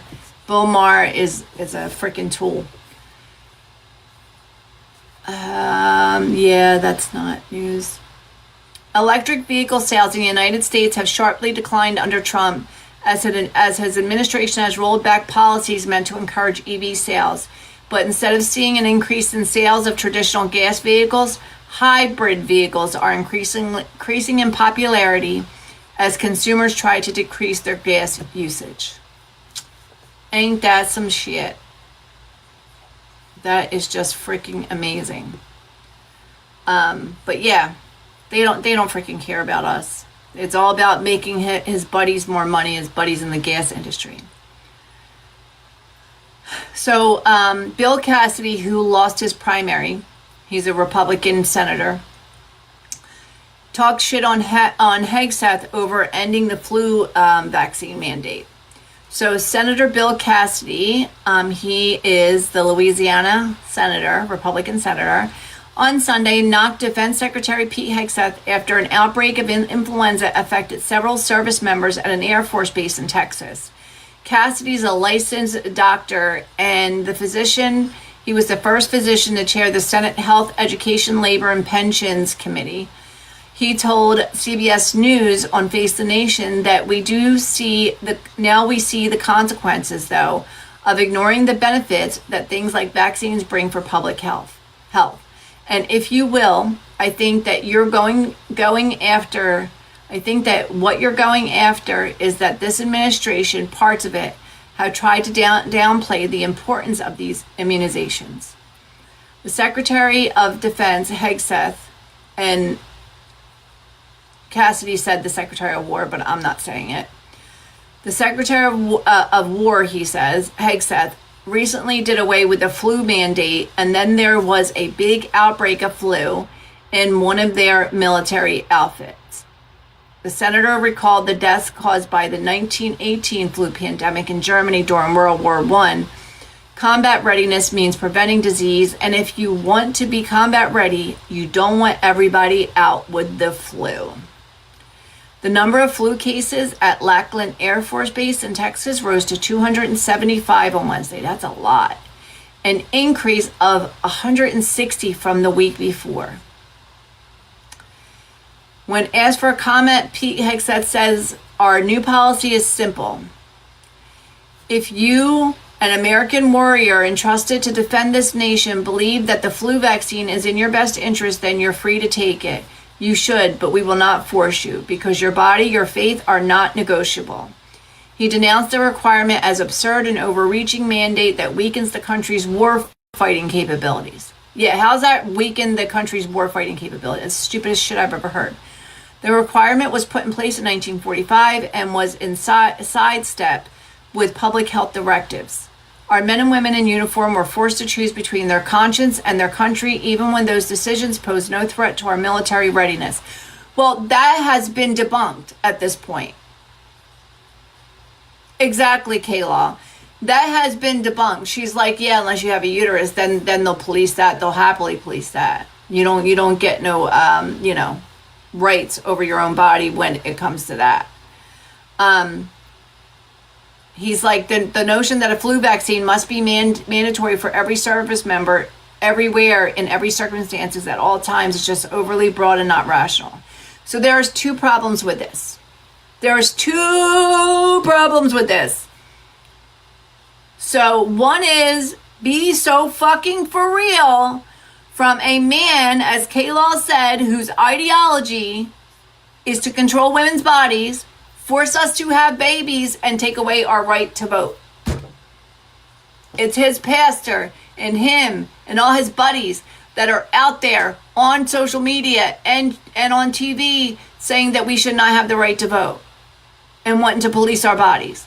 So that's one thing. Number two, you could already request a medical and or a religious exemption from getting any vaccine when you're in the military, when you're in federal government, whatever. You could already do that. You could already, if it's against your religion or you have a medical reason why you can't get it because it will harm you in some way, you could already get an exemption, a waiver. So all of this was fucking political nonsense. Absolute fucking nonsense. Okay. Hegseth again. He's a popular boy this week. Hegseth removed black and female officers from a promotion list after they were nominated by their peers. This is not the first time he's done this. Defense Secretary Hegseth intervened to stop promotions of black and female officers. In a statement to NPR, Pentagon spokesman Sean Purnell called the reporting fake news, adding that Undersecretary Hegseth, military promotions are given to those who have earned them. Meritocracy, which reigns in this department, is apolitical and unbiased. So remember that, guys. Meritocracy. Okay. Senator Jack Reed, a Democrat of Rhode Island, said earlier on Friday he is looking into the allegations as ranking member of the Senate Armed Services Committee. If these reports are accurate, Secretary Hegseth's decision to remove 4 decorated officers from a promotion list after having been selected by their peers for their merit and performance is not only outrageous, it would be illegal. Reed said in a statement, denying the promotions of individual officers based on their race or gender would betray every principle of merit-based service military officers uphold throughout their careers. Their peers, so other people on their level, a little bit above, a little bit below, right? Their peers nominate them to get this promotion. Put them on this list to get this promotion because of their merit and performance. They have reached a level of performance that has endeared them to their peers and their subordinates and their superiors as warranting them to get a promotion. And Pete Hegseth and their buddies, right, his buddies, are saying, oh, this is all merit-based now. This is all merit-based now. Yet the only names he struck off the list were women and black people. Sounds like some mediocre white man shit to me. Sounds like some mediocre white man shit to me. These motherfuckers. Before his appointment by the Trump administration, Hegseth wrote books disparaging the U.S. military as woke and suggesting that diversity in the ranks had weakened the force. Diversity in the ranks, meaning non-white men, had weakened the force. So, like, they can talk about merit all they want. The proof is in the fucking pudding. Like, you got a book. You wrote a fucking book and said, diversity, any black people, any women, any of that shit, mingling in with our straight white men has weakened the force. Since he took office, Hegseth has conducted a major restructuring of the Pentagon, including widespread firings of 4-star admirals and generals. Hegseth fired Joint Chiefs Chairman General C.Q. Brown, the second African-American to hold the job, questioning in his book, The War on Warriors, whether Brown got the job by merit or his race. Hegseth also fired Admiral Lisa Franchetti, the first woman to hold the Navy's top uniform job. In both cases, no explanation was given for their removal. None. No explanation was given. No, nothing in their record. There was no, write up about why they deserve to be fired or nothing. Nope, nothing. I hate this timeline. Let's see. I think that was all I had for you guys today. So I'm working on a couple different things. I'm working on a couple different videos. Stacy wants me to do the Supreme Court Slaughter and Cook. Gotcha, Stace. Anything else? You guys know you've seen it. Thank you, James. Love you, friend. Love you. I was just thinking about you today, friend. I was just thinking about you today. I watched your video last night, it's fucked up what somebody did to you. It's just really, it's been on my mind. It really has. And, you know, it sucks. It sucks. That kind of shit is really, you know, it hurts. It's soul, you know, soul crushing a little bit. You are already amazing, friend. You are already amazing. You are already amazing. But yeah, guys, I've been putting a lot of content out, trying to push this shit out, trying to grow this platform so that when we get, you know, candidates on here, we get more eyes on them. So if anybody has any ideas for videos, something that you wanted to know, something that, you know, you see in a headline, you're not really sure what it means, something in, you know, in the economy, you're like, yeah, what does that mean? I'm working on 2 Elon Musk videos. 1 about how he was a fake trillionaire, and 2 about how he grifted off of our 401ks to become a fake trillionaire, and how that whole thing was a rug pull and a way to pay back the people that invested in him that now wanted their money back because they're like, yo, dude, that's an AI bubble. That's a bubble. That's an AI bubble, and it's going to burst, and I'm going to lose my money. Can I have my money back now? And Elon Musk is like, I don't have your money, dude, but I can get it. There's like a whole pile of money that the plebeians, right? The little plebes down there, the peasants, we can get their retirement funds, their 401ks. We just got to do some tinkering. I'm going to call my friends in the federal government, old Donnie over there that I helped got elected, $275 million, that I helped got elected. I'm going to call him. We're going to change the rules so that 5 and 15 days after we go public with SpaceX, and after we jack up the price by having our own companies invest in SpaceX to make it look like people see it as a good investment, and we're gonna jack up the price so high that we're gonna be able to go public on Wall Street, right? Take it public at $1 trillion, at a $1 trillion valuation.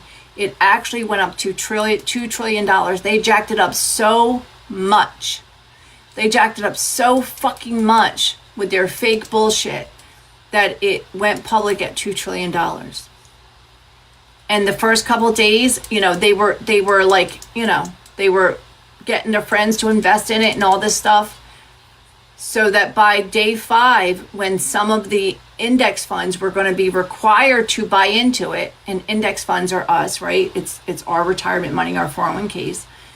So when it was going to have to be required in 5 days, we bought that shit when the valuation was $2.25 trillion.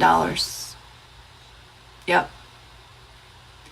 And then 10 days after that, right, they just kept ginning it up. And then day 15, a bunch of other index funds that we are invested in bought a bunch more of it.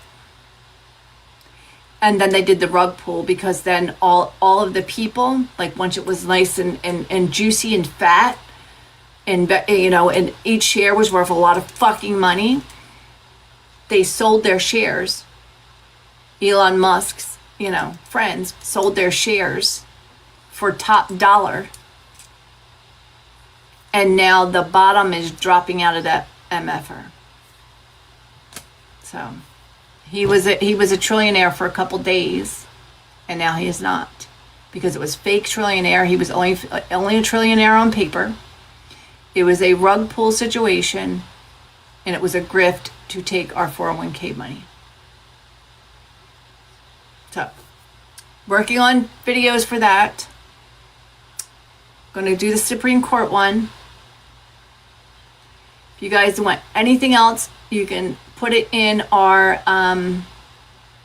Discord. You can DM it to me. You can DM it to one of our people. It's a Stacy, or one of our producers, Tammy, or Marnie, Cat Whisper, Farah, right?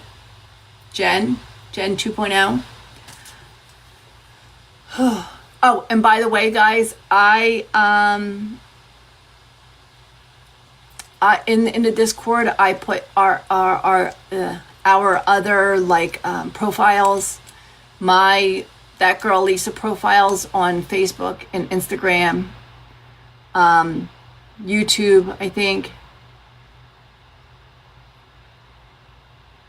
Okay, Stace.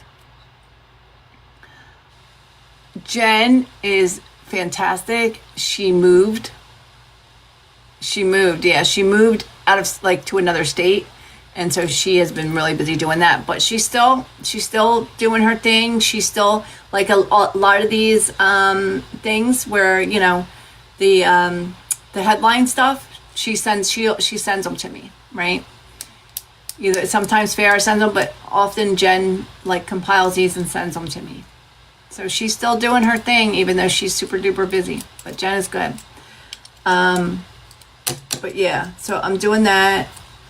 Oh yeah, other things. So yep, the FWPB page and the That Girl Lisa profiles for Facebook and Instagram are in the Discord. I'm also going to put them in the link tree. I also want to go grab Steve's do something thing and put it in the link tree too for you guys, so that we can, you know, refer to it and look at, you know, what events he's doing. That way, when he's coming to a, you know, place close to us, we can all go and support him and get like people out to support him, and, you know, take maybe some family members that don't vote or vote third party or vote Republican, and we can pull their ass. Like, hey, you want to go to the rodeo? You want to go to the fair? You want to go to, you know, I mean, like whatever it is, and then we can get this party started, right? So I want to do that. All right, guys, just so you know, hey, Cheryl, just so y'all know, and TikTok has been TikToking, whatever. Okay, Marnie, sounds good.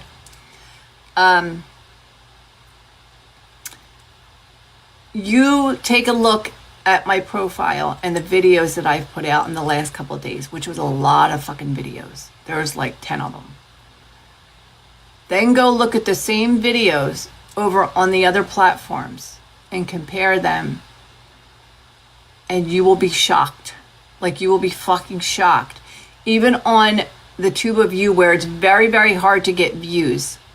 I showed the team this morning, right? Earlier today. Same video on TikTok and IG. Posted it the other night, about 30 hours ago. Posted the other night, back to back, on the two platforms. Earlier today, at the time I showed them, there was like 147 views on TikTok, 42,000 on IG. Same video, I posted it on YouTube 11 o'clock this morning. By, I think it was 2 o'clock when I took the picture, there was already, I think, 600 or almost 700 views on it. So tell me that TikTok ain't playing games.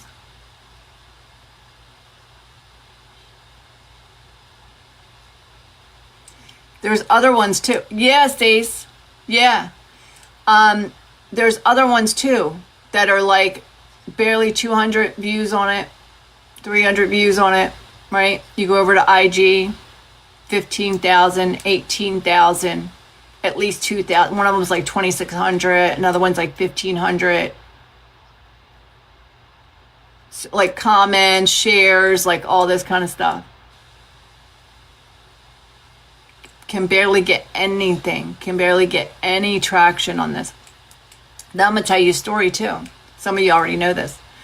So the one Elon Musk video that I put out, which was really good, I took a lot of time, screen recording, getting clips, putting graphics, like all these different things.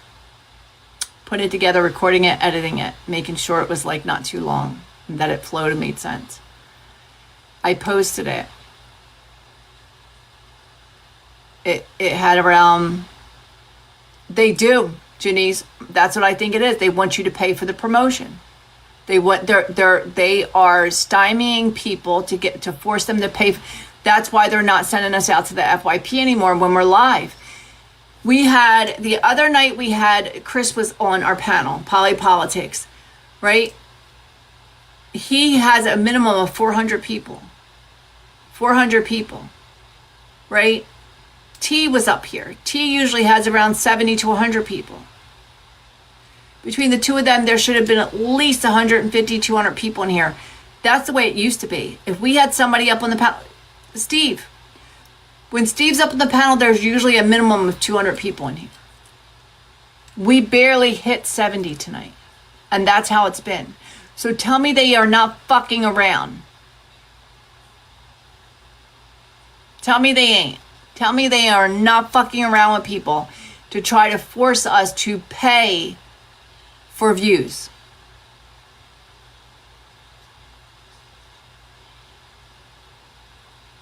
Crazy shit. Crazy shit. There's no fucking way. There's no way. Anyway, so that's what I'm trying to grow the other platforms, just so you know. Like I want you to understand too, right?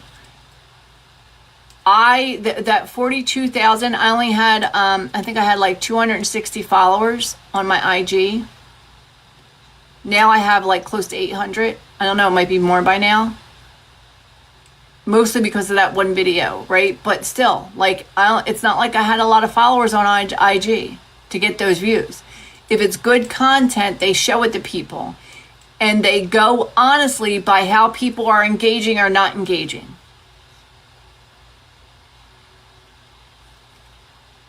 Thank you, Carol. I appreciate it. So they're all in the Discord, guys. They're all in the Discord general. And I'm gonna add them to the link tree directly, so it'll be easier for you guys to get on them and do all the things. I appreciate it.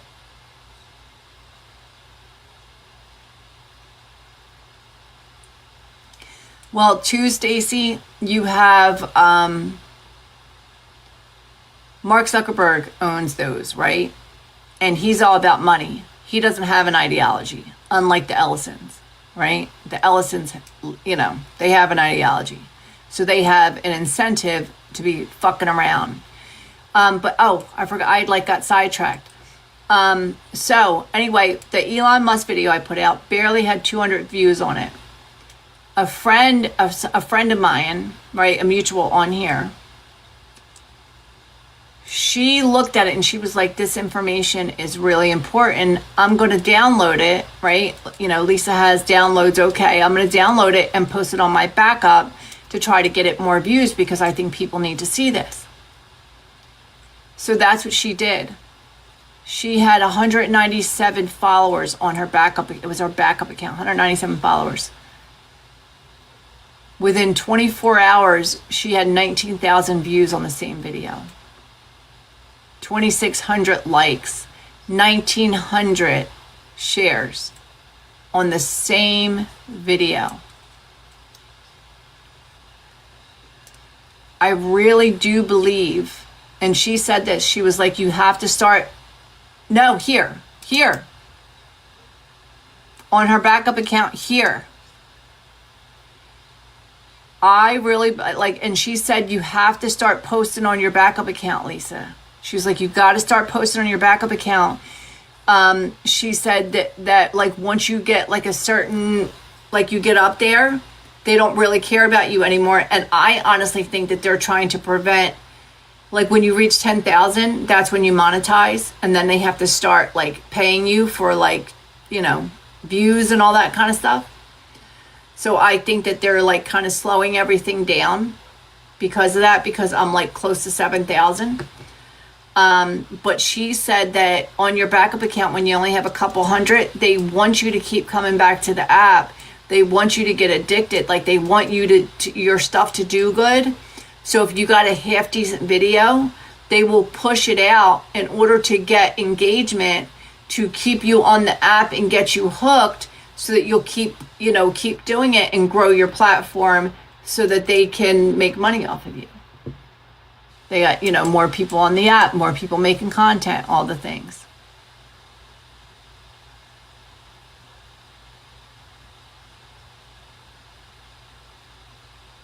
I saw that too. It has to be within 24 hours. Yeah, because if it's not within 24 hours and you delete it, it just deletes it.